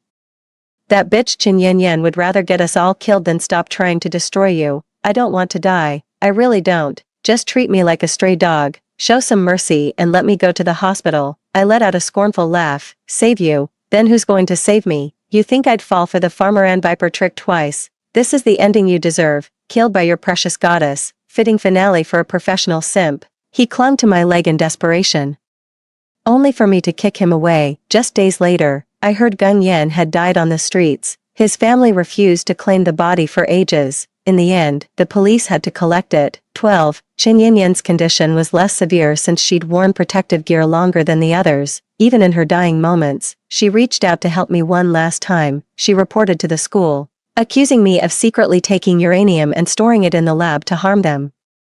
After thorough inspections, the staff eventually found the uranium hidden under the table leg. If it wasn't hers, how did it end up in her file folder? I'm sorry, but I'd already saved all the surveillance footage from the lab beforehand. The footage clearly shows her placing the uranium into my bag with her own hands. I also presented previously recorded video where she was seen fleeing the lab entrance in a hazmat suit. If she wasn't planning to steal the uranium, why would she be wearing protective gear for no reason? This whole incident was orchestrated by her. She's simply reaping what she sowed. The school administrators berated her and kicked her out. She stood at the school gate, screaming at me hysterically, "Xing Chu, there's no way I'm inferior to you. We're both women. How can you be so much better than me? It's just because you were born with a good brain. I refuse to accept this. I'll never accept it. I'll haunt you as a vengeful spirit if I must, but I swear I'll tear you apart." She lunged forward, restrained by security guards, limbs flailing like a rabid beast. How could Qin Yanyan not know me? Yet now she'd been cast out by her family, left without a penny to her name. She begged at the school gate, not getting a single penny, only to endure endless curses and humiliation from passing students. Late into that night, snow fell thick and fast, amid the vast white expanse of the street. A dark figure suddenly collapsed. When she died, the students nearly set off firecrackers in celebration. People like this are nothing but a menace to society. Good riddance saves me the disgust. 13. By senior year, everyone had moved on from the incident. I was granted direct admission to work at the National Research Center. These memories often cross my mind, but I've never regretted a thing. I swore I'd make them taste every ounce of this suffering. E&D. Next story, after Rebirth. I only have 3 thoughts. First, be kinder to my stepmother and stepbrother. Second, study hard. Third, stay away from Qingzhou. I did the first 2 things very well, but the third one didn't go as I wished, because Qingzhou was also reborn. 1. The moment I saw Qingzhou enter the classroom, I knew I had been reborn. The 18-year-old Qingzhou still carried the naivety of youth, slightly different from the man who would use me and discard me a decade later, leading to my family's ruin. The homeroom teacher smiled as she introduced the new student to the class. "Qingzhou has just transferred to our class. Everyone, please get along well with him." These words were exactly the same as in my previous life. I knew that next, the homeroom teacher would assign Qingzhou to sit beside me, because the student next to me had just transferred out, leaving only the seat next to me vacant in the entire class. Just like in my previous life, after becoming desk mates with Qingzhou, he treated me exceptionally well. We quickly got to know each other well, and after learning about his tragic background, I felt even more sympathy for him, always wanting to help him more. Putting aside the despicable things he did later, Qingzhou was exceptionally handsome and capable, so my initial sympathy gradually turned into affection. After the college entrance exams, I took the initiative to confess my feelings to Qingzhou, and we naturally got together afterward. It wasn't until 10 years later when my family went bankrupt that Qingzhou discarded me like trash and got engaged to someone else. I only found out on his engagement day that he had been using me to gain my father's trust, ultimately causing my family's bankruptcy and seizing our company, all part of his long-planned scheme. He wanted to prove himself to the Qing family patriarch and secure his standing in the Qing household. My 10 years of genuine affection and the accumulated wealth of my Jian family over generations became nothing but stepping stones for Qingzhou. In the end, my father jumped to his death, and I died in a car accident on my way to the hospital to see him one last time. When I opened my eyes again, I had returned to the very beginning. Classmate Qingzhou, please take a seat next to Jiang Yan for now. Watching Qingzhou approach me, I abruptly stood up as if startled. Qingzhou, who was just about to sit down, froze in place, frowning as he looked up at me with confusion in his eyes. The homeroom teacher asked me, "What's wrong?" I took a step back, putting some distance between Qingzhou and myself. "I don't want to sit with him, I want to change seats." Hearing this, Qingzhou's pupils trembled violently as he looked at me. The homeroom teacher also frowned disapprovingly, while classmates nearby whispered, "What's wrong with Jiang Yan today? She's usually so nice." "Jiang Yan, let Qingzhou sit next to you for now. We'll rearrange seats after the monthly exam." I ignored the homeroom teacher's words, scanning my gaze around the classroom. Everyone was staring at me as if watching a show. Only he, sitting at the back, kept his head down doing his own thing, as if everything around him had nothing to do with him. I didn't want to disturb him either, but it seemed there was no other choice now. Teacher. I want to sit next to Jiang Yuji. As soon as the words were spoken, Jiang Yuji, who had been indifferent all along, finally looked up, his gaze sweeping past my face. I want to study hard, so I'd like to be Jiang Yuji's deskmate and have him tutor me. Worried that this reason wasn't enough, I added, my dad has agreed to this, and Jiang Yuji knows about it too. We just haven't had the chance to tell you yet. My dad donates to the school every year. Even if the teacher doesn't value me, they'd still give my dad some face.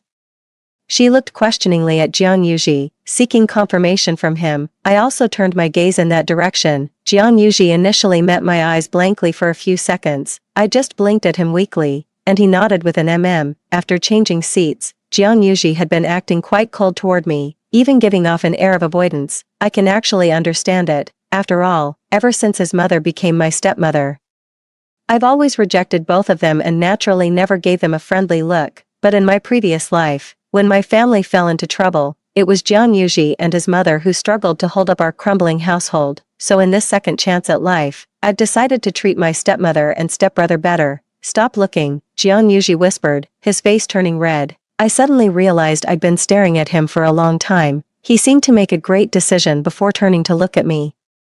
Asking seriously, why do you suddenly want to sit with me, weren't you? He didn't say the words, you hate me the most, but I could guess them. I smiled and casually opened the book in front of me. Like I said, I want to study hard. That's true. In my past life, I was like a useless waste. When trouble came, not only did I fail to help my family, but I became their burden instead. So in this second chance at life, I must study hard. When faced with similar situations in the future, I want to be their support. What about you? I asked him, why did you help me lie to the teacher? Jiang Yuji buried his head again, pausing for 2 seconds before saying, my mom asked me to take care of you more at school. I had already guessed this reason. Aunt Jiang has always been very kind to me.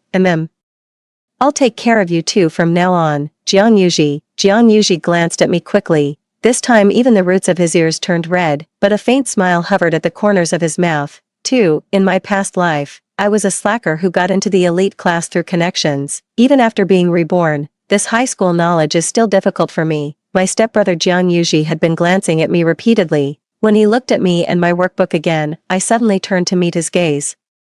Jiang Yuji, I can't do this. Teach me. He didn't hesitate, as if he'd been waiting for me to ask. Okay. When explaining problems, Jiang Yuji's voice was very soft. Even when I asked him the most basic questions, he would patiently answer, take notes on these, and next time you can just apply the formula directly. I worked on the problems very slowly, and only when I looked up did I realize he had been watching me the entire time. You got it right. The corners of Jiang Yuji's lips lifted slightly, forming a faint smile. He really doesn't hold grudges at all, whether in the past life or now. Whether it was because I got a question right or because Jiang Yuji's smile was contagious, I suddenly felt inexplicably happy and even had the urge to tease him. Jiang Yuji, why aren't you calling me sis anymore? I remember when his mother first brought him to my house. He was only 12 years old, the first time we met. He timidly called me big sister. For a long time after that, even when I gave him the cold shoulder, he still insisted on calling me sis, but later, I don't know when it started, I never heard him call again. Hearing this, the smile on Jiang Yuji's face suddenly froze, and he gave me a complicated glance. Wasn't it you who told me not to call? I had long forgotten about this matter. I awkwardly rubbed my nose. Then softening her voice, she coaxed him like a child. Will you still call me sister from now on? It was my fault before. I was just joking. Jiang Yuji, please keep calling me sister in the future. I love hearing you call me that. Boys his age are incredibly easy to coax. Jiang Yuji turned his head away, and from my angle, I could only see his reddened ear. The next moment, I heard him respond softly, I pushed my luck. Then call me that right now. After staring at him for a long moment, I finally heard him reluctantly utter a single word, sis. That single word alone was enough to please me. As I turned back to continue working on the problems, I sensed a gaze fixed on me from behind. Turning around, I met Qingzhou's gaze directly. Perhaps he didn't expect me to turn suddenly, so the gloom on his face hadn't yet been concealed, but in the blink of an eye, Qingzhou's expression had returned to normal. He gave me a friendly smile. Yet I found his grin utterly insincere and repulsive at that moment. I turned my head with an expressionless face. Jiang Yuji glanced at Qingzhou beside me and reminded me, do these problems first, sis. My earlier good mood vanished completely. Not even this sis could salvage it. Looking at the exercises he circled in the workbook, I responded softly, okay, after school. I followed my memories from my past life and found the private car that came to pick me up. Miss, please get in the car. Looking at the familiar face of the driver uncle, the joy of rebirth once again filled my heart. I glanced toward the school and said, wait a bit longer. Jiang Yuji was called by the teacher. Let's wait for him. The uncle looked at me with a somewhat surprised expression, but still said nothing. Jiang Yan, a familiar voice suddenly came from behind, and I froze in place. I lost my bus card. Can you lend me 2 yuan for the bus fare? This scene had also happened in my previous life. In my past life, Qingzhou also said the same words to me. Out of consideration for being desk mates, I asked for his home address, and upon learning we lived in the same neighborhood, I proactively invited him to ride home with me. Upon arriving at the neighborhood, we ran into an acquaintance, and he introduced me as his friend. Being friends with the young lady of the Jiang family, just this fact alone meant that from then on, he, this illegitimate child with an awkward status, would receive slightly more regard in the Qing family. In my past life, I thought all of this was coincidence, but now upon closer reflection, it seems deliberately arranged at every turn. Seeing my prolonged silence, Qingzhou called out to me again, Jiang Yan. I ignored him outright and waved to Jiang Yuji who had just exited the school gate. Been waiting for you forever. Let's go home together. Jiang Yuji glanced at Qingzhou behind me, then ran toward me with a somewhat flattered expression. You waited for me on purpose, sis. I nodded and got into the car first. Even though my reaction now is completely different from my past life, Qingzhou still refuses to give up. He took a step forward, held the car door, and repeated, Jiang Yan, can you lend me 2 yuan for the bus fare? I frowned coldly at him and said displeased, I don't have the habit of lending money to strangers. Sorry. Through the rearview mirror, I saw Qingzhou still standing there, looking puzzled and forlorn. 3. As soon as I got home, I saw my dad standing by the dining table setting out bowls and chopsticks. Memories from my past life came flooding back. My nose stung as I rushed over and hugged him tightly. Dad, seeing me cry, my dad flusteredly tried to comfort me. Even Aunt Jiang from the kitchen rushed over nervously and gathered around me. Yan, what's wrong? Were you bullied at school? She grabbed Jiang Yuji to ask. But he just looked at me blankly and then shook his head. During the meal, Jiang Yuji handed me a bowl of soup. Sis, I reached out to take it and casually said thanks, though it was just 2 simple words. The 3 people at home made a big fuss about it. Almost all the dishes on the table were my favorites. After tasting them, I said sincerely, the food today is really delicious. Aunt Jiang put down her chopsticks with a smile, glanced at my dad, then looked at me and said, the housekeeper took leave today, so I cooked the meal. I'm glad you like it. In my past life, I always held prejudices against Aunt Jiang and Jiang Yuji, so I never ate the meal she prepared and even threw tantrums, once flipping the table in anger. Yan, if you like it, Aunt Jiang can make it for you tomorrow too. Okay, Aunt Jiang cautiously probed. The dinner table suddenly fell silent, and everyone except me seemed to freeze in place, meeting their hopeful gazes. I nodded with a smile. Sure. All evening, my dad and Aunt Jiang were overjoyed, their smiles never fading. Even Jiang Yuji was hovering around me, pouring me water and bringing me fruit, calling me sister several times. As I was about to leave, I overheard Aunt Jiang chatting with my dad.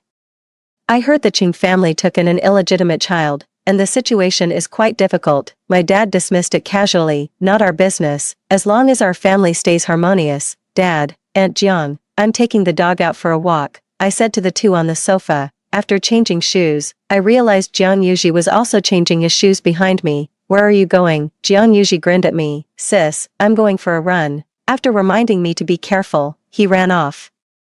I hadn't walked far when I saw someone standing under the trees ahead. I've been staring at that figure for 10 years. Of course it's familiar. It's Qingzhou. I ignored him and kept walking, but Qingzhou was clearly waiting here on purpose. Jiang Yan, he called me. Seeing that I didn't respond, Qingzhou reached out to grab me, but was scared off by my golden retriever. Jiang Yan, I have something to ask you. The golden retriever was still snarling and barking at him. As I tightened the leash, I said calmly, classmate, I don't know you, so there's probably nothing for us to talk about, right? Qingzhou was about to say something more when Jiang Yuji's voice came from not far away. He quickly ran over, giving Qingzhou an unfriendly glance before turning to me. Sis, what's wrong? I heard Xiao Yuan barking nonstop. It's fine. I pulled the golden retriever to leave when a black car suddenly stopped beside us. The person who got out of the car was Qingzhou's father. Xiao Zhou, why are you outside? Then, as if just noticing me, he feigned warmth. Isn't this the daughter of Chairman Jiang? I've been meaning to visit your father. Xiao Zhou is my son. You two know each other. We don't, Jiang Yuji and I said in unison. I've already experienced this kind of thing in my past life. Qingzhou somehow found out that I take my dog for walks in the evening, so he deliberately waited near my house. It was both to get closer to me and to ensure his father would see him associating with me, the sole heir of the Jiang family. When returning home, Uncle Cheng, is it? I spoke politely. Please keep your son under control. He's scaring my dog. Without waiting for the father and son to react, Jiang Yuji and I had already left. From behind came the curses of Qingzhou's father. You little brat, rein in all your crafty schemes. Don't be full of devious ideas like your mother. If it weren't for her threats, you wouldn't even have the right to step through the Qing family's door. And Qingzhou remained completely silent the entire time. Only after walking far away did the gaze following us from behind finally vanish. Sis, do you know that guy? Jiang Yuji suddenly asked me. I don't know you. 4. Qingzhou was good-looking and academically excellent. Just a few weeks after transferring, girls flocked like a school of fish to see him after class every day. Half of the chattering girls outside the window came to see Jiang Yuji, the other half came to see Qingzhou. Because of this, many boys in the class complained, but due to my attitude toward Jiang Yuji, they could only direct their anger at Qingzhou. During free activity time in PE class, on my way to the convenience store to buy water, I saw Qingzhou being cornered by several boys behind a secluded teaching building. Noticing me passing by, Qingzhou looked at me with pleading eyes. Yet I still just gave a quick glance and pretended not to see, walking straight past. I've learned enough lessons from my past life. Every time Qingzhou got into trouble, it was always me who stepped forward for him repeatedly. Didn't my sincere efforts and endless care ultimately fail to bring me a happy ending? So, in this lifetime, I've resolved to be an indifferent villain. By doing nothing at all, I can already make Qingzhou suffer immensely. I had only finished one page of exercises when Jiang Yuji returned to the classroom. I handed him tissues and water. Why are you back so soon? He twisted open the bottle cap, and when he tilted his head back to drink, the movement of his Adam's apple was clearly visible. I somewhat awkwardly averted my gaze. Can you do all of them? Noticing the workbook in front of me, Jiang Yuji asked. I was about to answer when I saw the boys who had been giving Qingzhou trouble earlier return to the classroom. Do you think Qingzhou has a problem? Why did he deliberately provoke us just now? Yeah, clearly he started it with us. But just as we were about to take action, he apologized. Hearing this, I could only let out a cold laugh in my heart. Qingzhou really went to great lengths to get close to me. Little did he know. The person inhabiting this body was no longer the innocent and kind 17-year-old Jiang Yan from before. 5. Over the weekend, Jiang Yuji accompanied me to study at the library. We arrived quite late, and almost all the seats in the library were already taken. After finally finding an empty seat, I was about to ask if it was taken when I realized the person was Qingzhou. He saw me too, then moved his things aside, silently inviting us to sit down. Before I could speak, Jiang Yuji had already grabbed my wrist. Sis, let's go to the second floor. There are seats there. As we left, he even shot Qingzhou a warning glance. After finishing 2 test papers, I rotated my stiff neck and suddenly heard Jiang Yuji whisper beside me. Sis, why did you suddenly want to study? Memories of my past life flashed through my mind. I forced a bitter smile and said, no reason. I just suddenly didn't want to be a good-for-nothing anymore, propping my chin with one hand. I looked down at the densely written answers on the test paper. You know what? I had a dream. In it, our family suddenly encountered misfortune. But I couldn't help it all. The person I once liked most said I was just a useless waste. It was just casual venting. But Jiang Yuji actually took it seriously. He looked at me seriously, his expression grave as he said, that was just a dream, no matter what happens. Uncle Jiang would never say such things to you. I shook my head. It wasn't my dad. Hearing my reply, Jiang Yuji fell silent for 2 seconds, then blushed and averted his eyes from mine. I wouldn't say such things to you either. The gloom in my heart instantly dissipated. Watching the blushing Jiang Yuji, I laughed until I couldn't straighten up. After finishing my homework, I got up and wandered around the library. Suddenly, a shadow rushed from behind and forcefully pulled me into the emergency stairway outside. I was about to cry for help when my mouth was immediately covered by someone.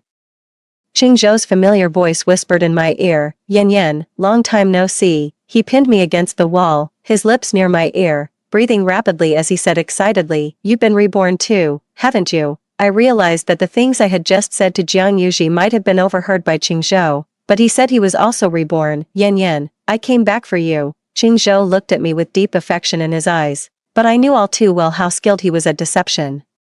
My heart raced with fear as I reached out and pushed him away abruptly. Qingzhou refused to relent, pinning me between himself and the hallway wall once more. Yan Yan, let me explain about our past life, okay? It wasn't what you thought. The strength disparity between men and women was inherently unequal. Unable to resist, I could only feign temporary compliance. I asked him, then what was it? Wasn't it you, Qingzhou, who destroyed my family? His expression was one of extreme agony, his lips trembling for a long moment before he could only force out the words, "I have my reasons. Whatever grand reasons you have are none of my concern." Seizing the moment when his guard was down, I tightened my grip on the pen in my hand and stabbed it fiercely into his arm, then used the momentum to push him down the stairs. "Stay away from me from now on. Don't dirty my sight." With that, I pulled open the emergency exit and fled as if escaping a disaster, only to crash straight into Jiang Yuji's arms. He steadied me, perhaps sensing my unease, and softly reassured me, "Sis, what's wrong?" I shook my head, barely managing to stop my body from trembling. "I'm fine, let's go.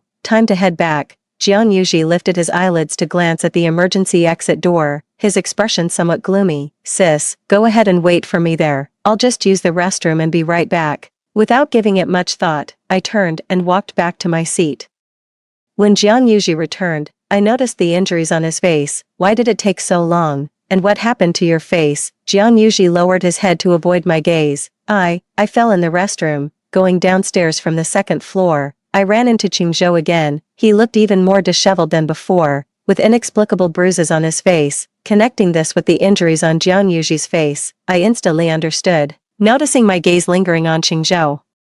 Jiang Yuji stepped sideways to block my view. "Sis, don't look at him. He clearly doesn't look like a good person." 6. Jiang Yan, the homeroom teacher wants to see you in the office. I was just about to leave when Jiang Yuji glanced at Qingzhou's seat, then picked up the stack of homework he'd just collected and called out to me, "Sis, wait for me. I'll go with you." Qingzhou was already in the office when we arrived, and the physics teacher seemed to be discussing competition matters with him. From the moment I entered, his gaze remained fixed on me. Jiang Yuji placed the homework notebook on the teacher's desk and said to me as he left, "Sis, I'll wait for you outside." The homeroom teacher teased with a smile, "How come our grade's top student is such a sister's boy? Can't bear to be apart from your sister for even a moment, huh?" Jiang Yuji flushed but didn't refute, tacitly acknowledging the teacher's words, though before leaving, he stole another glance at Qingzhou. "Jiang Yan, your grades have improved a lot recently. Keep up the good work." The homeroom teacher then gave some additional academic instructions. When I left the office, I didn't see Jiang Yuji, but Qingzhou was standing at the stairwell, clearly waiting for me. I ignored him and prepared to return to the classroom. Qingzhou chased after me and blocked my path. "Didn't you hate your stepbrother the most before? Why are you so close to him now? Yan Yan, why has everything changed? Didn't you like me the most before? Why won't you even give me a glance now?" I scoffed. "Don't flatter yourself." As I turned to leave again, Qingzhou grabbed my wrist and said in a hoarse voice, "Yan Yan, give me another chance, please." "No." I tried to shake him off but failed. Hearing footsteps in the stairwell, I warned Qingzhou, "Let go." He stared at me persistently, his eyes filled with sorrow. "Sis." The footsteps belonged to Jiang Yuji. His gaze fell on my wrist where Qingzhou was gripping me, his eyes instantly turning fierce as he rushed forward and pushed Qingzhou away. "Sis, did he bully you?" Seeing my slightly reddened wrist, Jiang Yuji turned around, grabbed Qingzhou by the collar, and growled in a low voice, "Did you forget how the hell I warned you last time? Stay the hell away from my sister." Qingzhou curled his lips mockingly. "Still have the nerve to call her sister? Everyone can see through your little scheme." Both wore hostile expressions and soon came to blows. "Jiang Yuji." I intervened just in time. Jiang Yuji, who had already clenched his fist ready to strike Qingzhou, suddenly froze. With reddened eyes, he turned to look at me plaintively. "Sis." I walked over and grabbed him. "Let's go. Class has already started." After saying that, I glanced at Qingzhou again. No need to get physical with someone like him. Hearing this, Qingzhou's pupils trembled slightly, his eyes instantly filling with tears. Ever since Qingzhou found out that I, like him, had been reborn, his appearances around me became increasingly frequent. Jiang Yuji's temper visibly worsened, even leading to multiple public physical altercations with Qingzhou. Rumors about me and Qingzhou kept spreading throughout the school. When summoned to the homeroom teacher's office again, I couldn't hide my irritation. This final year of high school is crucial. I expect you all to focus on your studies. Recently, you too, teacher. I rarely interrupted elders so rudely. I have no interest in Qingzhou whatsoever, but he keeps harassing me. It's seriously affecting my studies. He's causing me great distress. I hope you can have a proper talk with Qingzhou. If you can't resolve this, I'll have to ask my father to come discuss it with the principal.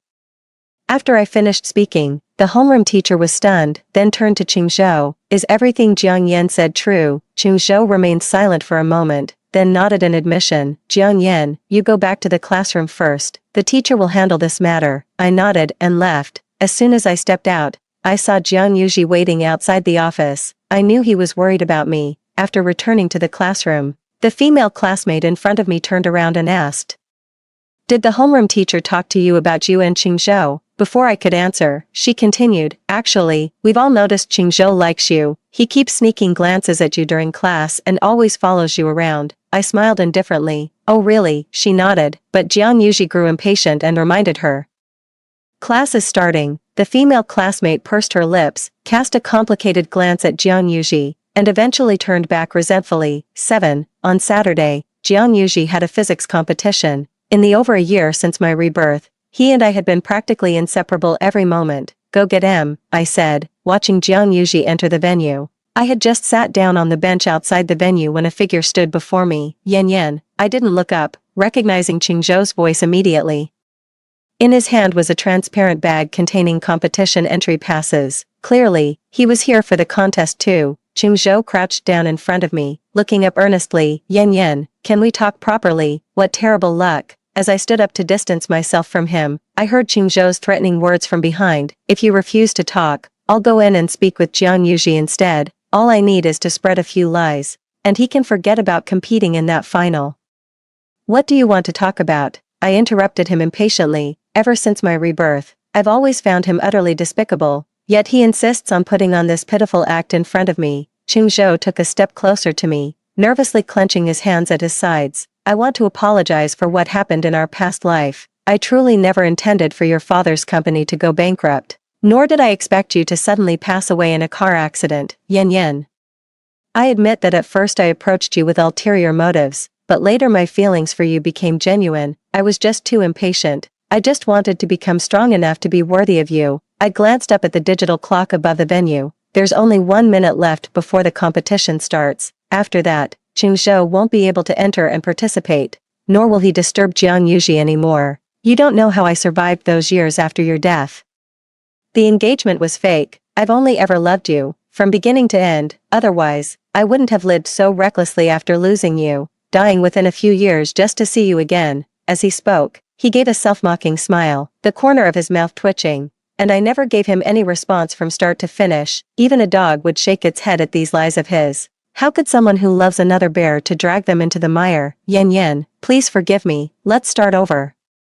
Watching the security guard close the venue's gate, I finally smiled with satisfaction. Good, now you can't get in. Qingzhou didn't even turn around, just looked at me gloomily and said, I guessed you'd accompany Jiang Yuji here today, so you were my target from the beginning. Oh, I walked over to the security guard, and Qingzhou followed me. But this is exactly what I wanted. Uncle Security, this person is harassing me.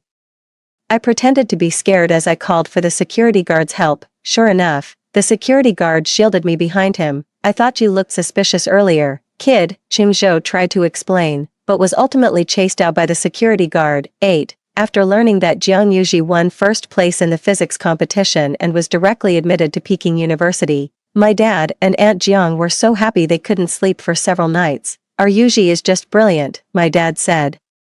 Then glanced at me. Our Yan Yan is smart too. Look how much she's improved in such a short time. I smiled without speaking. I had thought that after being directly admitted, Jiang Yuji might not go to school anymore. The next day, he still went out with me. Before the college entrance exams, I have to supervise your studies, Jiang Yuji explained. In the 2 months leading up to the college entrance exams, Everyone in the family was anxious except for me. To save time, Jiang Yuji suggested having lunch in the cafeteria. This way you can have more time for a nap instead of running back and forth. Midway through the meal, Qingzhou suddenly sat down beside me. Jiang Yuji and I exchanged glances, neither of us acknowledging him. Sis, you shouldn't be picky, you should eat carrots too, they're good for your eyes. Qingzhou, who had been silent all along, suddenly spoke up. Yan Yan doesn't like carrots. I wasn't planning to eat it originally. But hearing those words, I immediately finished all the carrots on my plate right in front of Qingzhou. Seeing this, Qingzhou's expression turned stern. By the time we finished eating and left, he had barely touched the food on his plate. While working on problems in the afternoon, Jiang Yuji suddenly asked me beside me, Sis, besides carrots, is there anything else you don't like to eat? Yes, I nodded solemnly, then listed a whole bunch of foods I dislike. After speaking, Jiang Yuji suddenly laughed. Raising you to this age was truly no easy feat for our family. At noon the next day, Jiang Yuji left early. When I finally looked up after finishing the exam, the classroom was completely empty. Going to the cafeteria at this hour will probably mean standing in a long queue again. Just as I was hesitating whether to go out and grab some quick bites, Qingzhou placed bread and milk on my desk. I noticed you didn't go for lunch, so I brought these for you. The moment I showed a look of annoyance, the items on the desk were immediately shoved back into Qingzhou's arms. My sister never eats this kind of stuff. Then, right in front of Qingzhou, he opened the thermal lunchbox. It was filled with all my favorite dishes. Sis, I'll come home after second period every day from now on and bring you meals. After getting the guaranteed admission, the teachers really didn't restrict him much, but wouldn't that be too much trouble?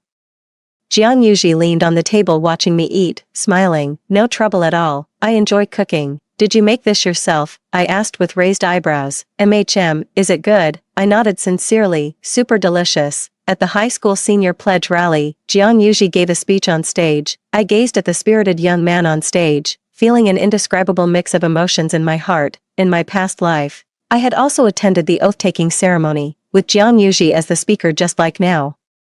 But my state of mind back then was completely different from what it is now. You're not developing feelings for some 17 to 18-year-old brat, are you? The mocking voice beside me snapped me back to reality. Jiang Yan, get a grip. You've lived 2 lifetimes. The mental age gap between you and a kid like Jiang Yuji is astronomical. You two are completely mismatched. What's more, he's your... I gave him the chance to finish his sentence. I looked at him with disgust and sneered. Then who would be suitable for me? You. Qingzhou seemed oblivious to the sarcasm in my words, staring into my eyes. He said earnestly, Jiang Yan, I'm the one you loved for over a decade. We share the same experiences. We understand each other. No one in this world is more suitable for you than me. This person is really thick-skinned. Seeing Jiang Yuji already descending from the stage, he didn't like Qingzhou appearing by my side, and I felt the same aversion, so I urgently wanted to drive him away. Who I like is none of your business. Rather than worrying about me, you should worry about yourself. Life in the Qing family hasn't been easy for you, has it? That remark really hit him where it hurts. Qingzhou's face darkened, and after a long pause he finally spoke. I no longer care about those things. I came back for you. I asked him, do you even believe this nonsense yourself? 9. On the day of the college entrance exams, Jiang Yuji, who had already received early admission, acted even more nervous than I was. Sis, could you double-check if you've forgotten anything? This was already the 4th time he'd asked me to check, but I obediently went through everything once more. After finishing the last exam subject, Jiang Yuji, my dad, and Aunt Jiang were all waiting for me outside. In the evening, our classmates organized a dinner gathering. As the only one in our class who got recommended admission to Peking University, Jiang Yuji naturally got pressured to drink quite a lot. After taking a taxi to the outside of the neighborhood, I walked a few steps forward before realizing Jiang Yuji hadn't followed me. Turning around, I saw him still standing where we got off the car, gazing at me from afar. Sis, I drank too much. My head is spinning. Can you come over and hold my hand as we walk? I'm in a good mood today. I walked over with a smile, holding his hand, happy now. Whether it was the alcohol or not, Jiang Yuji's face was burning red. He looked down at our clasped hands, walking for a long while before softly murmuring His voice lifted at the end, and the smile never left his face, until I met Qingzhou in the neighborhood. Qingzhou's gaze fell on our intertwined hands, mine and Jiang Yuji's, his eyes instantly reddening as he choked out, Yan Yan. Like a man possessed, he rushed toward us, staring at Jiang Yuji. then back at me, disbelief written all over his face. You too. Jiang Yuji tightened his grip on my hand, smirking at Qingzhou. Sis, why does he keep haunting us like a ghost? Now he's no longer drunk, his head isn't dizzy either, completely sober. I ignored Qingzhou and walked straight past him. Only when we reached the doorstep did I let go of Jiang Yuji's hand, smiling. Great acting. Jiang Yuji flexed the hand I'd just released, his ears turning crimson. My coming-of-age ceremony at 18 was celebrated together with my college admission banquet. Even though my college entrance exam scores only qualified me for an average first-tier university, my father still went all out to host a grand dinner for me. He made a huge fuss, boasting to everyone he met. My daughter got into a first-tier university. How incredible is that? The regrets from my past life were finally made up for in this one, and I became my father's pride. At the banquet, the Qing family intentionally sought to establish marital ties with ours. Chairman Jiang, your daughter is about the same age as my sons. See if any catch your eye, let's join our families. Without even glancing at the three men behind Mr. Qing, my father declined with a smile. Young people these days value free will and love. Besides, with my current standing, there's no need for my daughter to marry for alliance. I noticed Qingzhou's expression faltered slightly upon hearing my father's words. He must have recalled how, in our past life, my father treated him as an honored guest, introducing him to North City's elite circles, all because I loved him, and now he could only trail behind his two older brothers, serving as an insignificant background character. After all the guests had left, Aunt Jiang finally wheeled out the birthday cake she had made together with Jiang Yuji. Just as they were about to light the candles and make a wish, Jiang Yuji suddenly spoke up. Mom, could you and Uncle Jiang go turn off the lights? Everyone at home was so excited tonight that neither of them gave Jiang Yuji's request much thought and went together to switch off the lights. The moment the light went out, I closed my eyes and made a wish.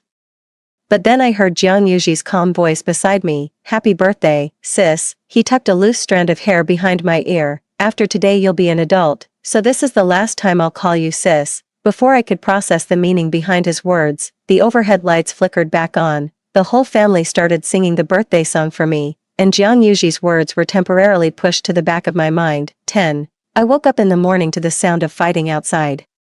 Neither my dad nor Aunt Jiang were home, and calling out to Jiang Yuji twice got no response. Puzzled, I walked downstairs and saw Jiang Yuji and Qingzhou tangled together outside the floor-to-ceiling window. After glancing around, I grabbed a bottle of red wine from the liquor cabinet and rushed out, pushing Qingzhou aside. I shielded Jiang Yuji behind me. Are you fucking insane, having lived 2 lifetimes? This was the first time I'd ever cursed someone out. Behind me.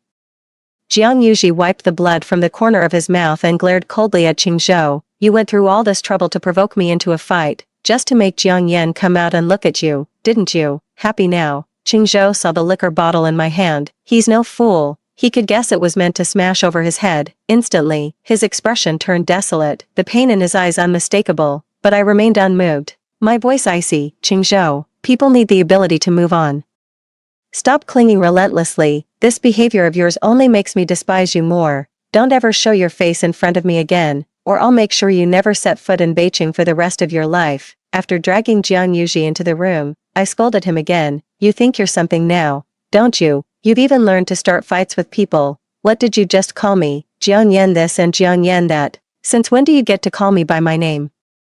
Jiang Yuji glanced at me cautiously, avoiding my gaze. Last night I already told you, that was the last time I'll call you sister. As if struggling with something, he turned back and looked seriously into my eyes. Jiang Yan, you're an adult now. I won't call you sister anymore. I like you, so I don't want to just treat you as a sister. These words rooted me to the spot, leaving me unable to regain my composure for a long time. That evening, the atmosphere at the dinner table was extremely awkward. No matter how many times my dad and Aunt Jiang tried to smooth things over, they couldn't change the subtle tension between me and Jiang Yuji. When I came back from walking the dog, I saw Jiang Yuji and Aunt Jiang coming out of my father's study, both looking rather upset. Just as I was about to ask, my father also emerged from the study. Yan Yan, come to my study. In the study, my father mentioned how my mother passed away from difficult labor when I was born, and all these years, he's always worried he hasn't taken good enough care of me, but my Yan Yan is amazing, not only excelling in studies but also outstanding in everything else. I could tell he was just beating around the bush, so I cut straight to the point. Dad, what exactly do you want to say? What happened? He sighed. After you left, Yuji called me and his mother into the study. He said he likes you and wants to be with you. Actually, I've noticed he treats you differently. I just never thought about it in this way. My father carefully observed my expression. Seeing that I remained silent, he continued, Yen, your dad and Aunt Jiang are open-minded parents. If you also like Yuji, don't worry about our feelings. Although Aunt Jiang just beat Yuji, she and I both will still respect your own choices. Dad can even send you abroad, to a place where no one knows you. My only wish in this life is for you to be happy and live a joyful life. There's no doubt my father loves me, even in my past life when I truly became the useless person Qingzhou described. He never once spoke a harsh word to me. Dad, I said earnestly, holding his hand, I'm not going anywhere. I just want to stay by your side. As for the matter between me and Jiang Yuji, I'll handle it properly. 11. During summer vacation, I didn't go traveling but went straight to intern at my father's company. By the time I graduated and officially joined the company, I had already gained some reputation there. Jiang Yuji didn't join my father's company. Being clever, he formed a team in college to start his own business. With my father's support, Jiang Yuji's company has now begun to thrive. I saw Qingzhou again at a charity gala. Without my help in this lifetime, he remains nothing more than an illegitimate child in an awkward position. Qingzhou smiled when he saw me, but as he approached to greet me, staff stopped him. Sir, this is the VIP area, you can't enter, please return to your seat. Now he can no longer pester me, and even meeting me once is extremely difficult. I also know a few big shots nearby, and I heard them talking about Qingzhou.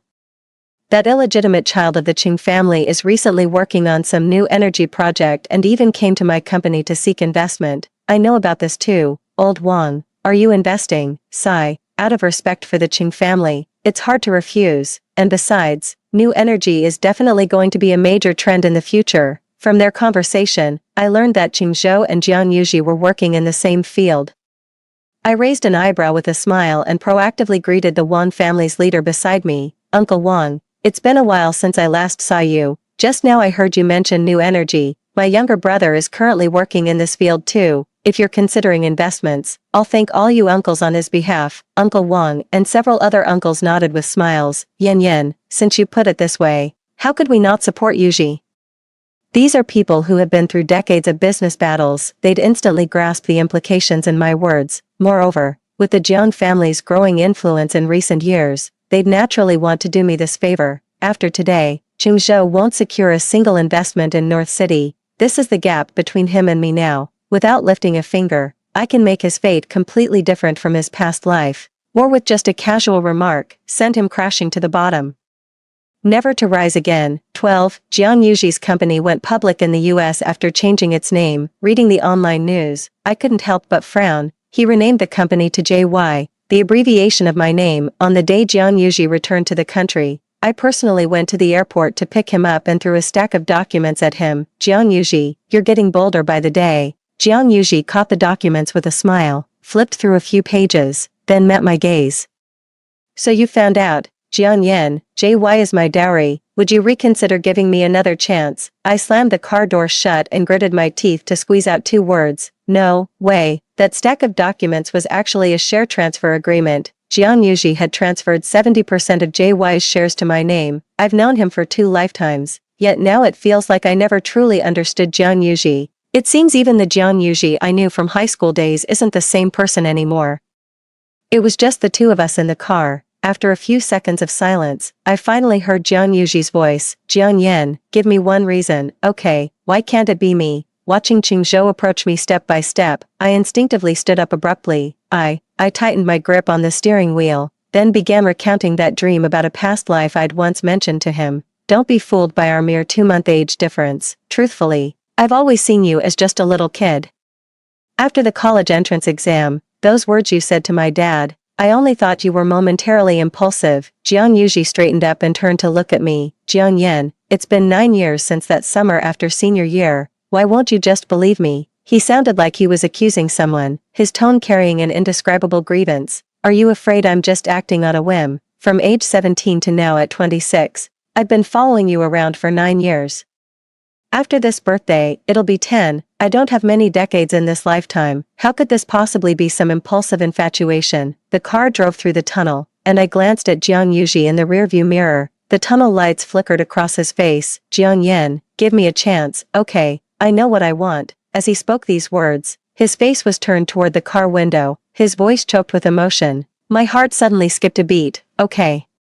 Only after speaking did I realize what I had done, but there was no taking it back. Jiang Yuji's previously gloomy face instantly lit up with radiance, rubbing his eyes. He asked uncertainly, "Really?" But before I could answer, he continued, "Don't even think about denying it. I heard everything." Emerging from the tunnel, I raised my eyes to look at the sky. The moon was full, and the stars were shining brightly.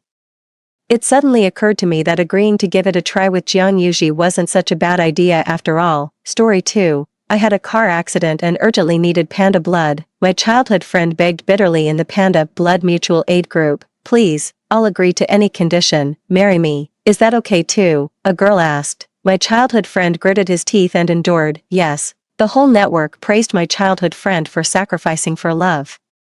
If I made a fuss, I was being ungrateful. It was only years later that I found out the two of them had already been having an affair. Once again, I returned to the day when I had a car accident and urgently needed panda blood. I preemptively called the young Master Gu in Hong Kong City. "I'm Jiang Li, who once donated panda blood to you. Can you return that 1200 cc of blood to me?" Unexpectedly, young Master Gu had also been reborn. He rushed over overnight, buying and contending. "Donating blood is okay, but she has to marry me." I didn't expect my childhood friend to go crazy on the spot. 1. The young Master Gu in Hong Kong City vied and contended to marry me. He rushed to the hospital against time and took the lead in donating blood to me. However, the girl with panda blood, Qin Xiongwei, didn't know this. 3 days after my operation, Qin Xiongwei barged into the ward with a sense of entitlement to confront me. "Jiang Li, it was me who donated 1200 cc of panda blood to you. Do you know what it means to donate 1200 cc of blood at once? It could lead to heart failure, shock, and even threaten my life. I'm saving your life with my own, so it's not excessive for me to ask for any condition. My condition is that Qinya must marry me. I know you must be extremely reluctant in your heart, but no matter how reluctant you are, you have to endure it for now." I cut off her words. "I agree." Qin Xiongwei clearly didn't expect that I would calmly say yes. "What did you say?" Even Chen Yao, who had a pained expression on his face, was full of surprise in his eyes. He thought I would cry, make a scene, and break down, that I would be crazy and reluctant to let go, and then, like in the previous life, stand on the moral high ground and tell of his helplessness. "All this is for saving you. Do you think I'm willing to marry a woman I don't love? But I've already promised her. You don't know that every day when I lie in the same bed with Qin Xiongwei, our hearts are miles apart. Do you know that all I think about is you? In the previous life, I really cried and made a big fuss. I cried all day long, begging Qinya not to leave me. He said I was being unreasonable and looked like a lunatic. Obviously, everything he did was to save me. It was only years later that I found out the two of them had already been having an affair. I heard Qinya tirelessly to his friends. I'm already tired of it. If I don't come up with an excuse of sacrificing for love, how can I get away scot-free? Jiang Li loves me so much. Even when I sacrifice for love, she still won't let go. If I were to break up with her normally, wouldn't she make a huge scene with me? Blame it on our childhood friendship. It made her deeply in love with me. His friends flattered and laughed. It's all because of your great charm. Qin Yao swirled the red wine and also smiled. That's true, actually. I quite enjoy the way she can't forget about me. Even if I'm married, I want her to love me obsessively and persistently, to remain chaste for me and cry for me until dawn. This feeling is really fascinating. At that moment, my mind went blank and my ears were buzzing. Only then did I vaguely realize why all these years, whenever I tried to let go and start a new life, he would appear in front of me and tell me his sad feelings for me. It turned out that he enjoyed the pleasure of me loving him to the point of madness. Reborn once, I won't be so cheap anymore. 2. I looked at Qin Xiongwei and said nonchalantly, since Qinya promised to marry you, then I'll let go. Congratulations to you too. When can I have the honor of drinking your wedding wine? Qinya looked at me in disbelief, and his face was extremely ugly. The friends in the ward, sensing the wrong atmosphere, quickly tried to persuade me. Jiang Li, we know you're just saying angry words. How could you be willing to let go of Qin Yao? If Qin Yao really leaves with Qin Xiongwei, you'll probably cry your eyes out. Hearing my friend's words, Qin Yao's expression improved. The corners of his lips twitched slightly, and he leaned over to kiss my forehead. Be good, don't make trouble. Even if I have to fulfill my promise and marry her, you're the only one in my heart. If there was a man who could donate panda blood to you at that time and the condition was that I had to let go and let you marry him, I would also make the same choice with a broken heart, because your life is more important than anything, the friends echoed one after another, persuading me to think it through. Yeah, Brother Yao only loves you, it's just a pity that the one who set the condition at that time was Qin Xiangwei, who was determined to get Brother Yao. Not a man who had to marry you. I smiled and didn't say anything. Who said that there wasn't a man who had to marry me among those who set the conditions at that time? They didn't know that as soon as I was reborn at the moment of the car accident, I took out my phone and dialed the video call of the young Master Gu in Hong Kong City, lying in a pool of blood. I begged him at the first time, "Young Master Gu, I'm Jiang Li, who once donated panda blood to you. Can you return that 1200 cc of panda blood to me?" Unexpectedly, young Master Gu had also been reborn. He rushed over overnight, hiding it from everyone and taking the lead in donating blood to me. He also smiled at me meaningfully. "Since your childhood friend fiancé can agree to any condition, then I also have to set a condition, but I trust my intuition. If I set it now, he will definitely go crazy on the spot and won't agree easily.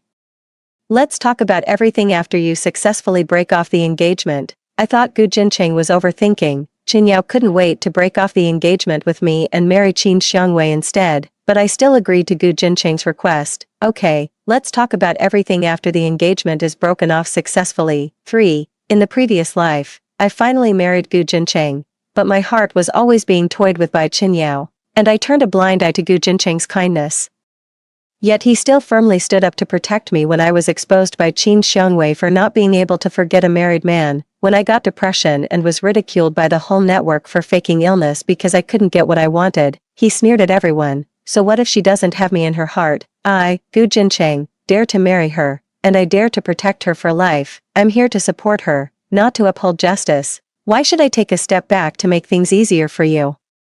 Allowing you to push your luck and hurt my wife in front of me. At that time, I was already in the late stage of depression and despairing, but Gu Jincheng still never left me. Even though our marriage was in name only, he still refused to give up on me. Reborn once, I won't mistake a scumbag for true love again, and I won't avoid the one who really loves me like the plague. Qin Xiangwei, however, didn't believe that I could let go of Qin Yao so readily.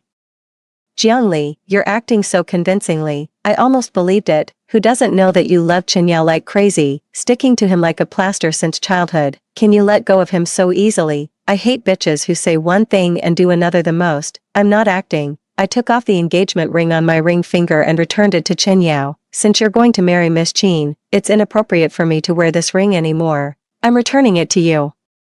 I won't pester you anymore in the future." Seeing me take off the ring, Qin Yao's face suddenly darkened. He forcefully stuffed the ring back into my hand. "Keep it as a memento." I shook my head. "No need, it's not fair to Miss Qin. From now on, I'll empty my heart and never think about you again. I mean what I say. If I think about you again, may I be struck by lightning. If I'm still so cheap after being reborn, if the heavens don't strike me, I'll look down on the heavens."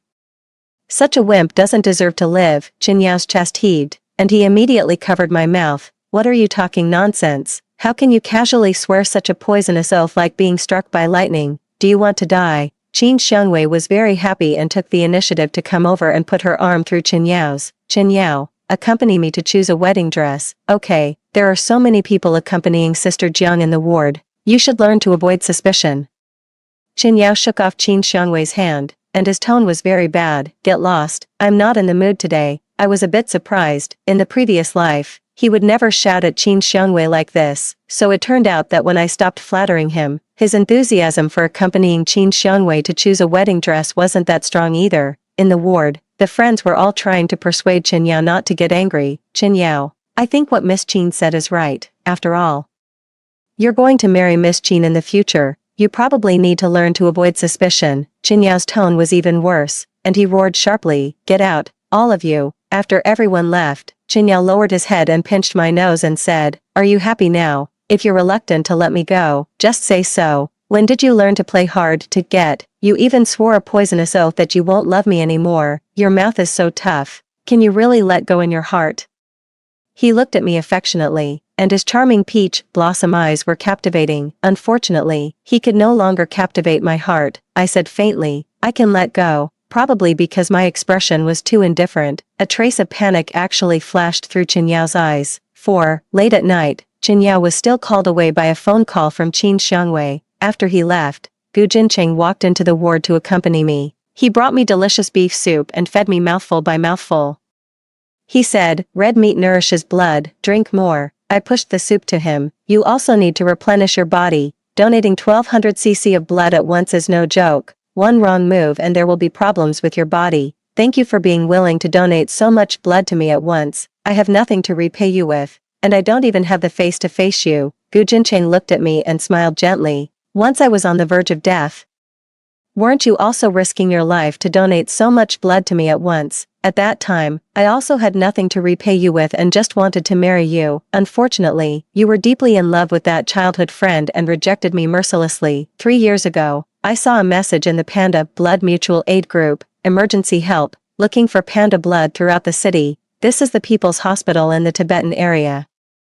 A patient is in critical condition and urgently needs 1200 cc of bag ARH, D, negative red blood cells. Are there any panda brothers and sisters nearby who can come and help?" Unfortunately, the place that needed panda blood was in the Tibetan area. Many people wanted to rush to help but couldn't make it in time because of the long distance. I happened to be doing research in Tibet at that time and was the only one who could donate blood to Gu Jincheng. After that, he proposed to marry me.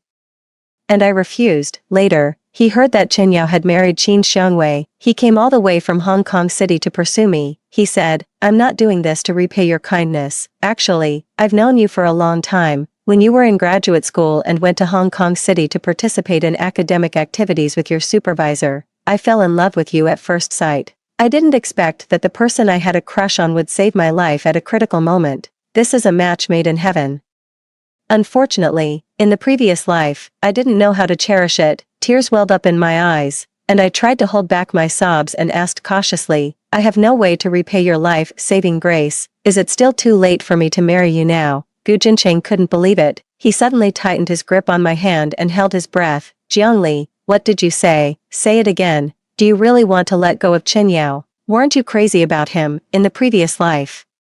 I was in the late stage of depression and couldn't go on living. Before I died, I secretly ran back to Nanching to see Chen Yao behind Gu Jincheng's back. It was also at that time that I accidentally heard Chen Yao and his friends and learned all the truth. I was heartbroken. I shook my head, holding his handsome face, and said, "I don't love him anymore. I won't love him anymore in the future. Reborn once, I just want to love you well. In the previous life, I was married to Gu Jincheng for 3 years, and I never let him touch me. Now, I closed my eyes and deliberately seduced him. I wanted to let him know that I had really let go of Chen Yao. Gu Jincheng, can you kiss me? In the previous life, we were husband and wife for 3 years, but I was never kissed by you. People outside say that your mouth is the most sexy. Being kissed by you must be really fascinating. I want to taste how fascinating it is." Gu Jincheng's eyes turned red at the corners. He almost lost control when he kissed me. He said, "I did kiss you once. You cried so hard that I didn't dare anymore. I can't bear to see you cry. My heart would break. Really, I don't remember. In the future, I won't cry. I will only." My hand touched the thrilling pectoral muscle lines under his shirt. I wanted to tell him that in the future, I would only respond. His body trembled, and he lost more control. I scolded myself in my heart for being so blind in the previous life. Obviously, I could have had it so good. 5. The next day, Qin Xiangwei came to the ward to make trouble again. My parents and Chen Yao's parents were both called to the ward. In front of me, the marriage between the two families was officially called off. My father felt sorry for Chen Yao, pitiful that he had to marry a woman he didn't love to save me. He patted Chen Yao on the back and sighed earnestly. "Good boy, it's hard on you. Don't worry. No one will scold you for being fickle. This marriage will be officially called off today. We will do a good job of working on Shali's thoughts." Chen Yao looked at me deeply, waiting for me to cry, make a scene, and threaten to commit suicide. Unfortunately, I was too calm. Chen Yao sat in front of the hospital bed, unwilling to give up. "Shali, don't you have anything to say? Are you just going to calmly give me away to someone else? Don't hold it in. If you're wronged, cry it out." I withdrew my hand that he was tightly holding. "If I tell you not to marry Qin Xiangwei now, will you agree?" Chen Yao said painfully. "You know I can't. A man's word is his bond. I did all this to save you." I found it funny. "Then what else is there to say?" Chen Yao pinched the space between his eyebrows. "I'm afraid you can't take it and will hold it in until you get sick," I said.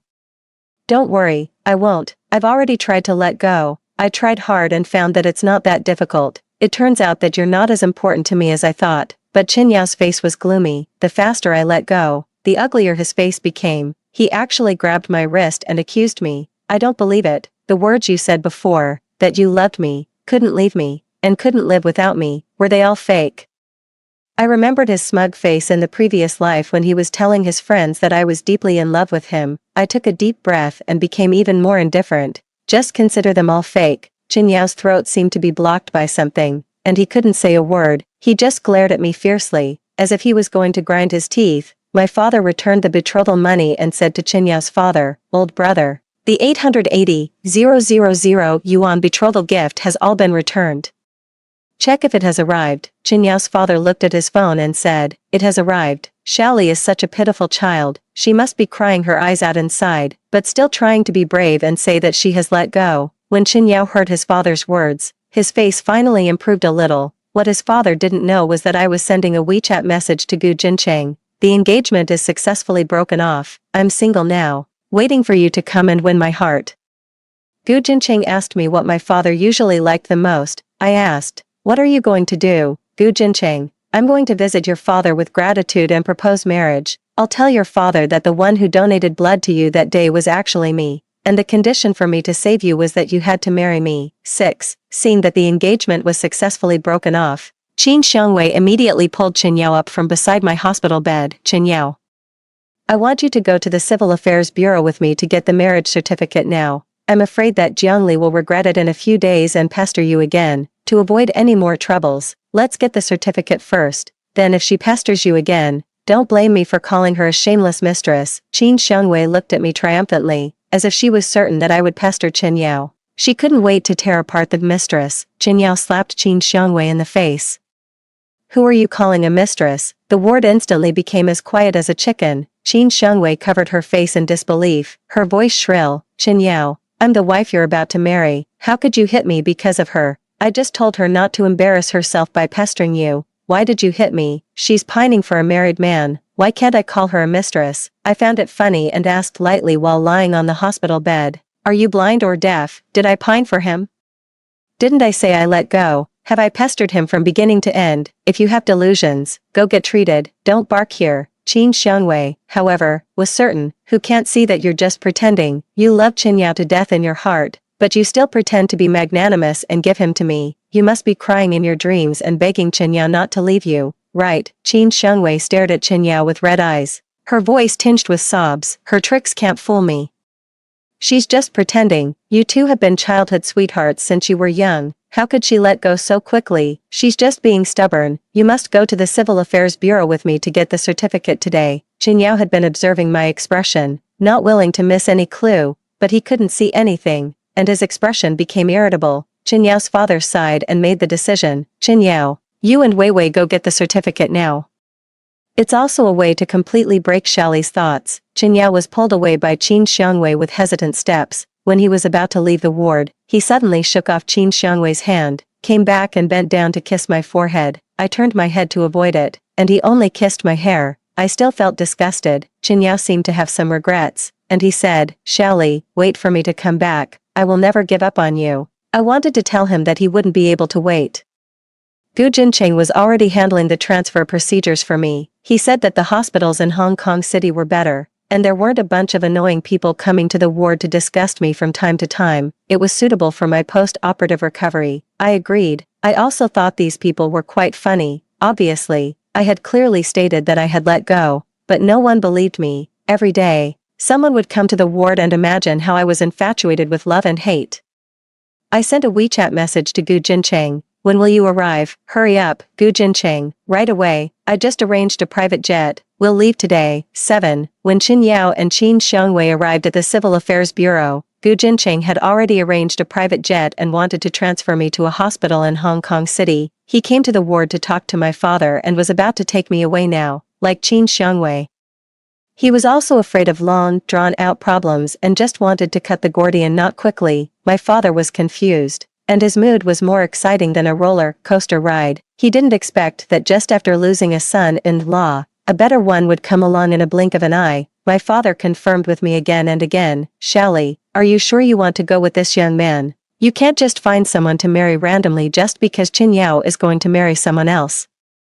Although this young man has long legs, broad shoulders like the Pacific Ocean, and a narrow waist like a male model, which is your favorite type, but didn't you say you would only marry Qin Yao since you were a child? Should I call Qin Yao and tell him to come to the airport to chase you, if he knows that the one who donated blood to you wasn't Qin Xiangwei?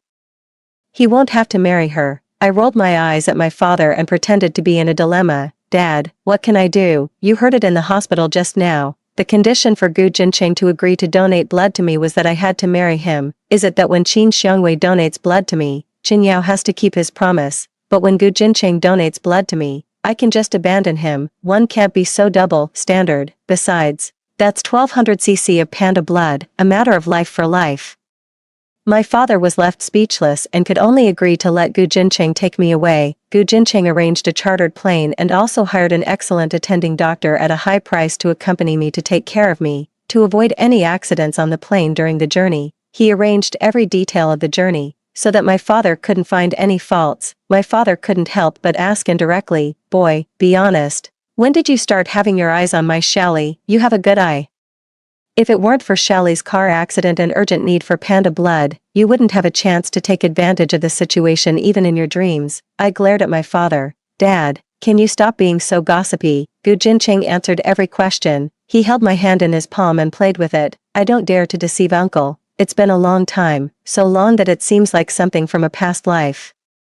The first time I met Shally was when she came to Hong Kong City to participate in an academic conference with her supervisor. Other postgraduate students were just eating and drinking in the venue, but Shally, like a newborn calf not afraid of tigers, not only followed her supervisor throughout the process but also dared to express her opinions in front of a group of bigwigs. She was very confident, dazzling, and charming, making people fall in love at first sight. I was a bit surprised.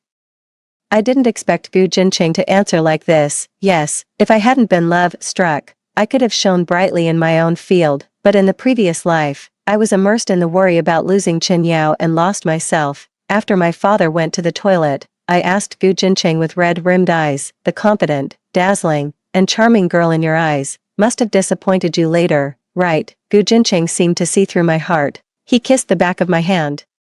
And his voice was magnetic and gentle. "No disappointment. I've been waiting for you to cheer up, to live again as the person who made me fall in love at first sight. I didn't wait for it in the previous life. Let's work hard in this life." I nodded, and a spark re-ignited in my eyes. "Okay, I will definitely live up to your expectations." I took a deep breath and was full of expectations for my future. My restless hand, however, was touching around through his shirt.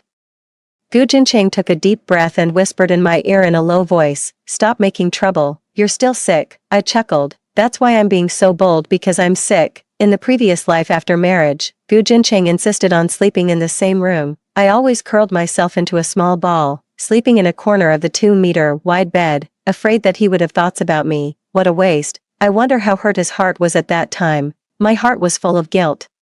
And I suddenly wanted to spoil him, give him some sweetness. I pointed to my mouth. "Kiss me again, a passionate one." Gu Jincheng's breath became hot. As soon as he stuck his tongue in, my father came out of the toilet. Gu Jincheng was like a startled bird and sat up straight suddenly. He looked so noble, proper, and like a righteous gentleman. He called the medical staff to put me on a mobile hospital bed and pushed me out. Soon I got into an ambulance, and the group rushed to the airport. 8.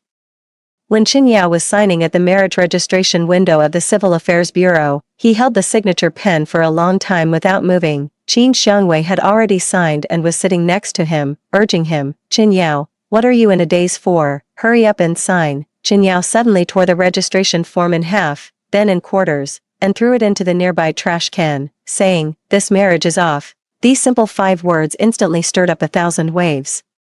Qin Xiangwei widened her eyes, her voice shrill, and her face was full of disbelief. "What do you mean, Qin Yao? You're not going to fulfill your promise and marry me?" Qin Yao's irritable heart for the past 2 days suddenly felt relieved. "That's right, I'm not getting married. I can't stand Shally's stubbornness and pretending to be calm and easily saying she has let go. I have a premonition that if I sign, I will completely lose her in this life. I have to go back and find her." The look in her eyes when she looked at me for the last time before I left the ward made me so flustered. Qin Xiangwei was going crazy and blocked his way, not letting him leave. "Of course you'll completely lose her if you marry me. Do you still expect to have both of us after getting married? Qin Yao ignored her at all and forcefully shook off Qin Xiangwei. He walked towards the door of the Civil Affairs Bureau with big steps. As he walked, he couldn't help but start trotting.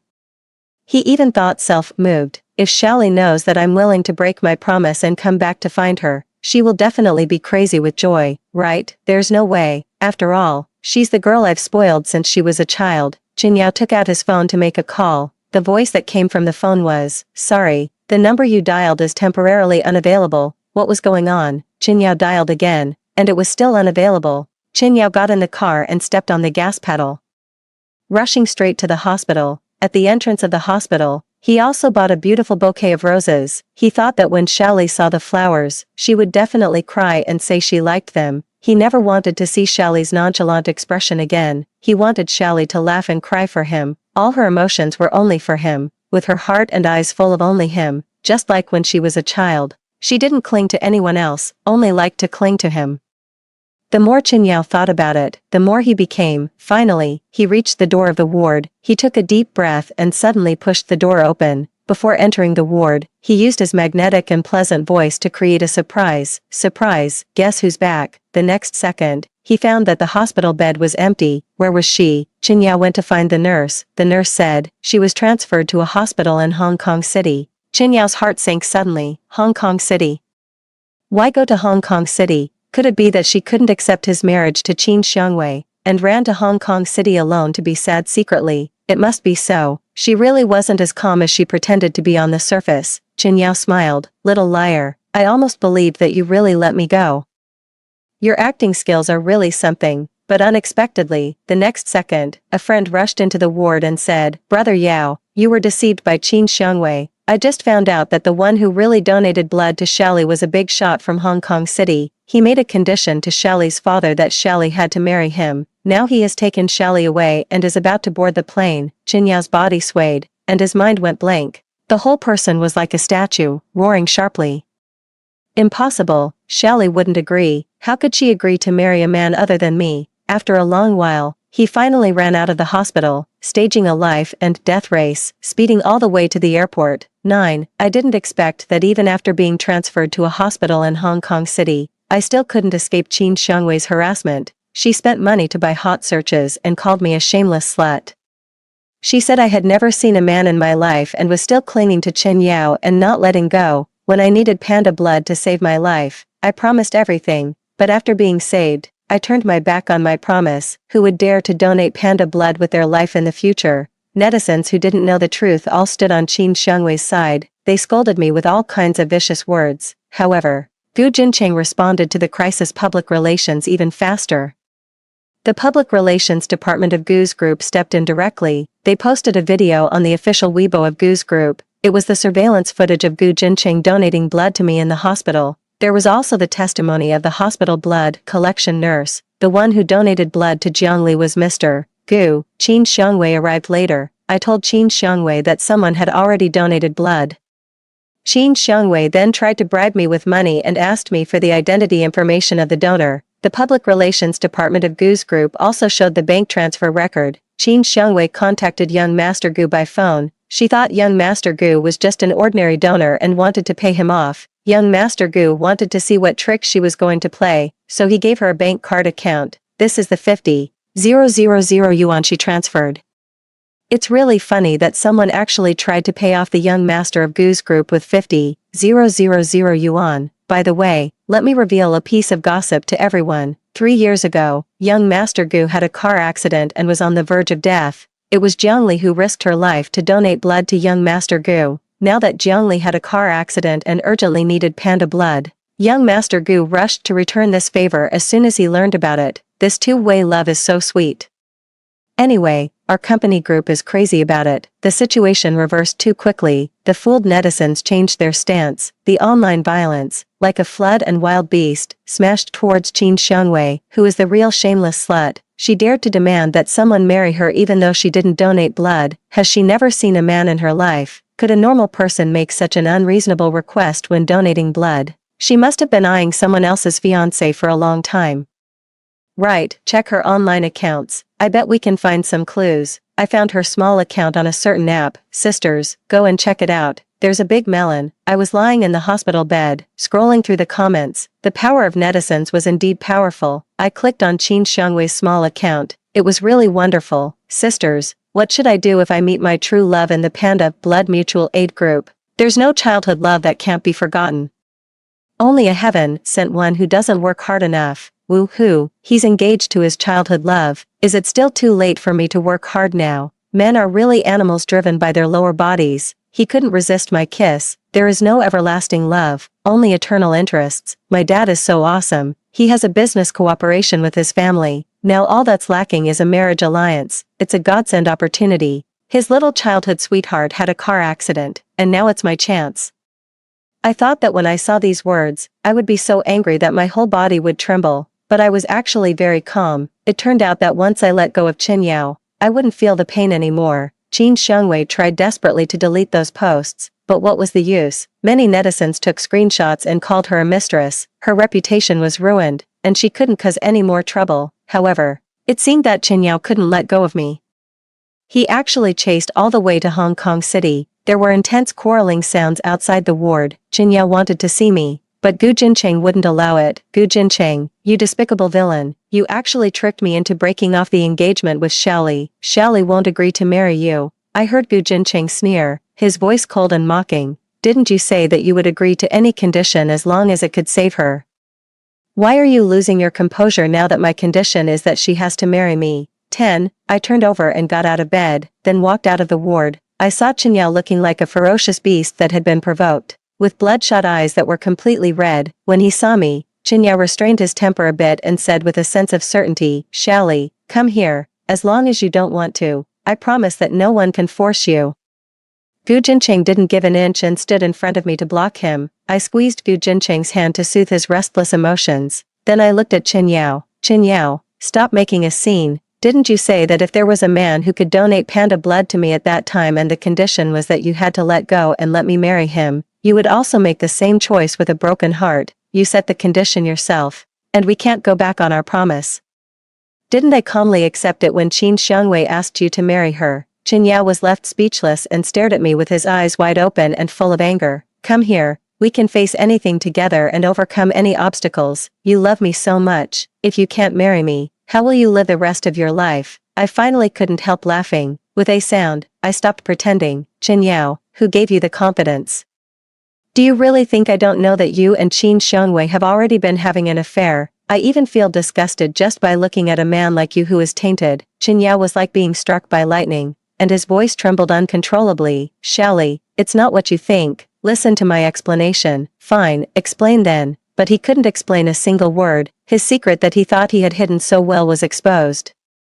And he felt so embarrassed that his face turned from white to red. He could barely stand still. After a long while, he finally grasped the main point and said, Xiaoli, I didn't get the marriage certificate with Qin Xiangwei. I regretted it the moment I was about to sign at the Civil Affairs Bureau. Aren't you happy? In the end, the person I want to choose is still you. His tone was like he was trying to take credit with me. I didn't expect that he hadn't married Qin Xiangwei, but so what? In the previous life, he didn't make this choice. Not only did he marry Qin Xiangwei, but he also hoped that I would never forget him. He enjoyed the pleasure of two women fighting over him. Now, it's just because I'm no longer fawning over him. Men are just like that. They only know how to cherish something when they can't have it. Xiaoli, come here, I'll take you home. The relationship we've had since we were children can't be interfered with by anyone. Qin Xiangwei can't. And Gu Jincheng definitely can't either. Even if I get lost occasionally, I can quickly recognize myself and get back on the right track. Let's forget all the unpleasant things in the past. Even now, he was still so confident and thought that I could forgive him. I shook my head in disgust. It's too late. I don't love you anymore.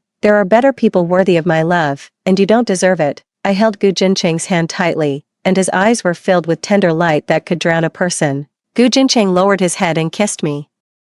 I'll help you back to the ward. I nodded shyly. Okay, husband. Seeing our intimate little interaction, Qin Yao's eyes were full of disbelief. He growled. What did you call him? I said. Just like Qin Xiangwei was afraid that something might go wrong if we waited too long, Gu Jincheng was also worried about that. So as soon as we arrived in Hong Kong City, before we even entered the hospital, we went to the Civil Affairs Bureau to register and get the marriage certificate first. Now, Gu Jincheng is my husband. I enjoyed his expression of despair, which was just like mine in the previous life. At the moment when I couldn't stop Qin Yao from marrying Qin Xiangwei, I was so desperate, it felt like life was worse than death. But all of that was in the past, and I have a future to look forward to. I want to become again the confident, dazzling, and charming person in Gu Jincheng's eyes. 11. A good relationship can nourish a person. While I was recuperating in the hospital, I resigned from my job. With the recommendation of my supervisor, I found a new job at a research institute of the University of Hong Kong. I started living a peaceful and fulfilling life. Every day after work, Gu Jincheng would drive to the University of Hong Kong to pick me up. I said, "Aren't you tired? Don't you have any social engagements in the evening?" I remembered that after marrying Gu Jincheng in the previous life, he almost always went to social events. Gu Jincheng fastened my seatbelt for me and took the opportunity to kiss me. There are so many young and handsome guys at the University of Hong Kong. If I don't keep an eye on you, what if someone takes advantage of the situation? I was amused. How could that be? You're still in your prime. Gu Jincheng is 28 years old this year, which is a great age for a man. When I said he was old, he immediately looked in the rearview mirror and examined himself carefully. But he saw Qin Yao's car in the mirror. Why is he like a lingering ghost? He still hasn't given up after several months. Did he come to look for you again today? I said, don't pay attention to him. Let's go eat seafood tonight. Okay. My colleagues recommended a new restaurant to me today. They said the food is really good, and I want to give it a try. Gu Jincheng started the car. You set the location. However, from the rearview mirror, I saw Qin Yao driving and following us all the way. Is he crazy? Gu Jincheng increased the speed of the car. Qin Yao followed and accelerated. When we arrived at the seafood restaurant, Qin Yao followed us in as well. He sat alone in the corner and watched me and Gu Jincheng chatting and laughing while eating. Gu Jincheng said there was some sauce on the corner of my mouth. Where? Come closer, and I'll wipe it for you. So I leaned my face closer, and he wiped it for me. He took the opportunity to kiss me secretly. I leaned the other side of my face closer. Wipe this side too. Gu Jincheng deliberately showed off our affection in front of Qin Yao. He also pushed the peeled crab meat in front of me and discussed the wedding arrangements with me. Suddenly, Qin Yao walked over, and his voice was filled with the pain and despair that he had suppressed for a long time. So, you can really have a meal with another man so intimately. This Shally who used to only smile at me like this. It turns out that you can really fall in love with someone else. I'm not the only one for you. Then what am I? What am I? The one who can't fall asleep at night thinking of you every day. Qin Yao seemed to be drunk, and his tone was very aggressive and aggrieved. He was staggering and wanted to hug me. Gu Jincheng kicked him away. Where did this stray dog come from? Wrongly claiming its master here. The waiter in the restaurant came over to help him up. Qin Yao didn't appreciate it. Get away. Don't touch me, the waiter said. Sir, you're drunk. Qin Yao roared. I'm not drunk. I'm more sober than anyone else. The girl I've held in the palm of my hand for more than 10 years has been stolen away by someone else. Why can she stop loving me just like that? How can she be so heartless and cruel? Did she have an affair behind my back long ago? Gu Jincheng directly paid the bill and took me away. Shally, don't leave. Every time I got drunk in the past, you would rush to pick me up right away. I'm drunk, and I feel so afflictive. Shally, Shally. Qin Yao called my name with a broken heart, and his voice sounded extremely desolate. I didn't look back. I would never look back in this life. 12. The next time I saw Qin Yao was on my wedding day. I went back to my home in Nanjing and waited for Gu Jincheng to come to pick me up as the bride. Qin Yao's family lived next door to mine. In the morning, while I was doing my makeup, Qin Yao suddenly rushed in looking like he had lost his soul. He searched the whole room for me. When he saw that I was safe and sound, he let out a long sigh of relief. Then he rubbed his face hard and said with a look of lingering fear, Shally, fortunately you're still alive. I had a dream that you died, and it scared me to death. His eyes were full of fear, and there were bloodshot eyes all over. I looked at him with a complicated expression. Qin Yao noticed it. What's with that expression on your face? I pursed my lips and didn't say anything. My eyes were very cold. Qin Yao seemed to realize something and stumbled and fell to the ground. No, it's impossible. I wouldn't treat you like that. How could I possibly treat you like that? I turned my eyes away, too lazy to look at him anymore. There was only a sneer at the corner of my mouth. In an instant, Qin Yao seemed to have understood everything, and his voice trembled violently. So, this is the reason why you don't love me. Did I ruin the relationship we had as childhood sweethearts with my own hands? I was too lazy to pay attention to him. The relationship we had as childhood sweethearts had long become like mosquito blood in my heart. Chin Yao suddenly raised his hand and slapped himself twice hard, then, he slapped himself twice more, he continued slapping himself. He slapped his face swollen and knelt down in front of me, begging desperately, Shaoli, tell me, this isn't true, please, tell me, this isn't true, don't be like this, I'd rather you fell in love with someone else, I'd rather you had an affair with Gu Jincheng behind my back than you tell me this is true. I was wearing a wedding dress and standing in front of the mirror, looking at myself, confident and beautiful. I ignored him and walked out with both hands holding the skirt of the wedding dress. I didn't understand what he was begging for. How could a scumbag not be able to face the fact that he was extremely scummy? Who was he showing his regret to? It was just self-pity. He had a performative personality. I was even afraid that I would be struck by lightning if I looked at him one more time. 13. Gu Jincheng came to pick me up as the bride. He was so handsome, wearing a suit and exuding charm. In the previous life, we didn't have a wedding. He wanted to have one, but I didn't want to. We both wanted to make up for the regret in our hearts. In the evening, we held a wedding banquet in Hong Kong City. The venue was decorated romantically and luxuriously. There were flowers, music, and a red carpet. Everything made people happy. After the wedding, we went to Tibet for our honeymoon. We were looking for the starting point of our fate. Gu Jincheng said that he wanted to establish a 24-hour independent panda blood bank across the country. In the future, if people with special blood types like us urgently need panda blood, it can be supplied in a timely manner to deal with various emergencies and win precious time for rescue. I thought it was a great idea and supported his decision. 2 years later, the research institute I worked for achieved a milestone breakthrough. At the academic conference, the institute asked me to go on stage to give an explanation. I stood on the stage, and there were countless colleagues and bigwigs sitting in the audience. Gu Jincheng and several investment tycoons sat in the first row. He was wearing a white shirt, looking cold, noble, and extremely handsome. There was an alluring smile at the corners of his eyebrows and eyes. I felt a little proud in my heart. I wondered if I was the most charming in his eyes at this moment while standing on the stage. At the cocktail party after the conference, Gu Jincheng proudly introduced me to others. I'm Jiang Li's husband. At that moment, I had the answer in my heart, because he didn't say, Jiang Li is my wife. He was proud to be my husband. People are all drawn to the strong. He admired me, just like I admired him. Qin Xiongwei barged into the ward with a sense of entitlement to confront me. It turns out that a healthy, mature, and positive relationship is so wonderful. There's no need to indulge in love to the point of being crazy about it. All you need to do is focus on yourself and become a better person. Give the other person a high-quality lover. This is the ultimate romance in love. When the party was over, Gu Jincheng called the driver to pick us up. He had been drinking and couldn't drive. As soon as we got in the car, he uncontrollably hugged me in his arms. There was a surging tide in his eyes. I asked, "What's wrong with you? Is the alcohol taking effect?" Gu Jincheng adjusted the seat back and pressed me on the car to kiss me. "Wife, you were so charming today." Sure enough, he liked intellectual girls, but when I had depression before, didn't you also love me so much that you couldn't bear to let me go? Gu Jincheng said, "Actually, at that time, I hated you who fails to live up to expectations. I really didn't like you being like that, but I couldn't do anything about it. I couldn't bear to leave you alone. I always thought that as long as I tried harder, you might still be saved." My eyes were wet with tears, and I held his face and kissed him actively. "Thank you for not being willing to leave me behind."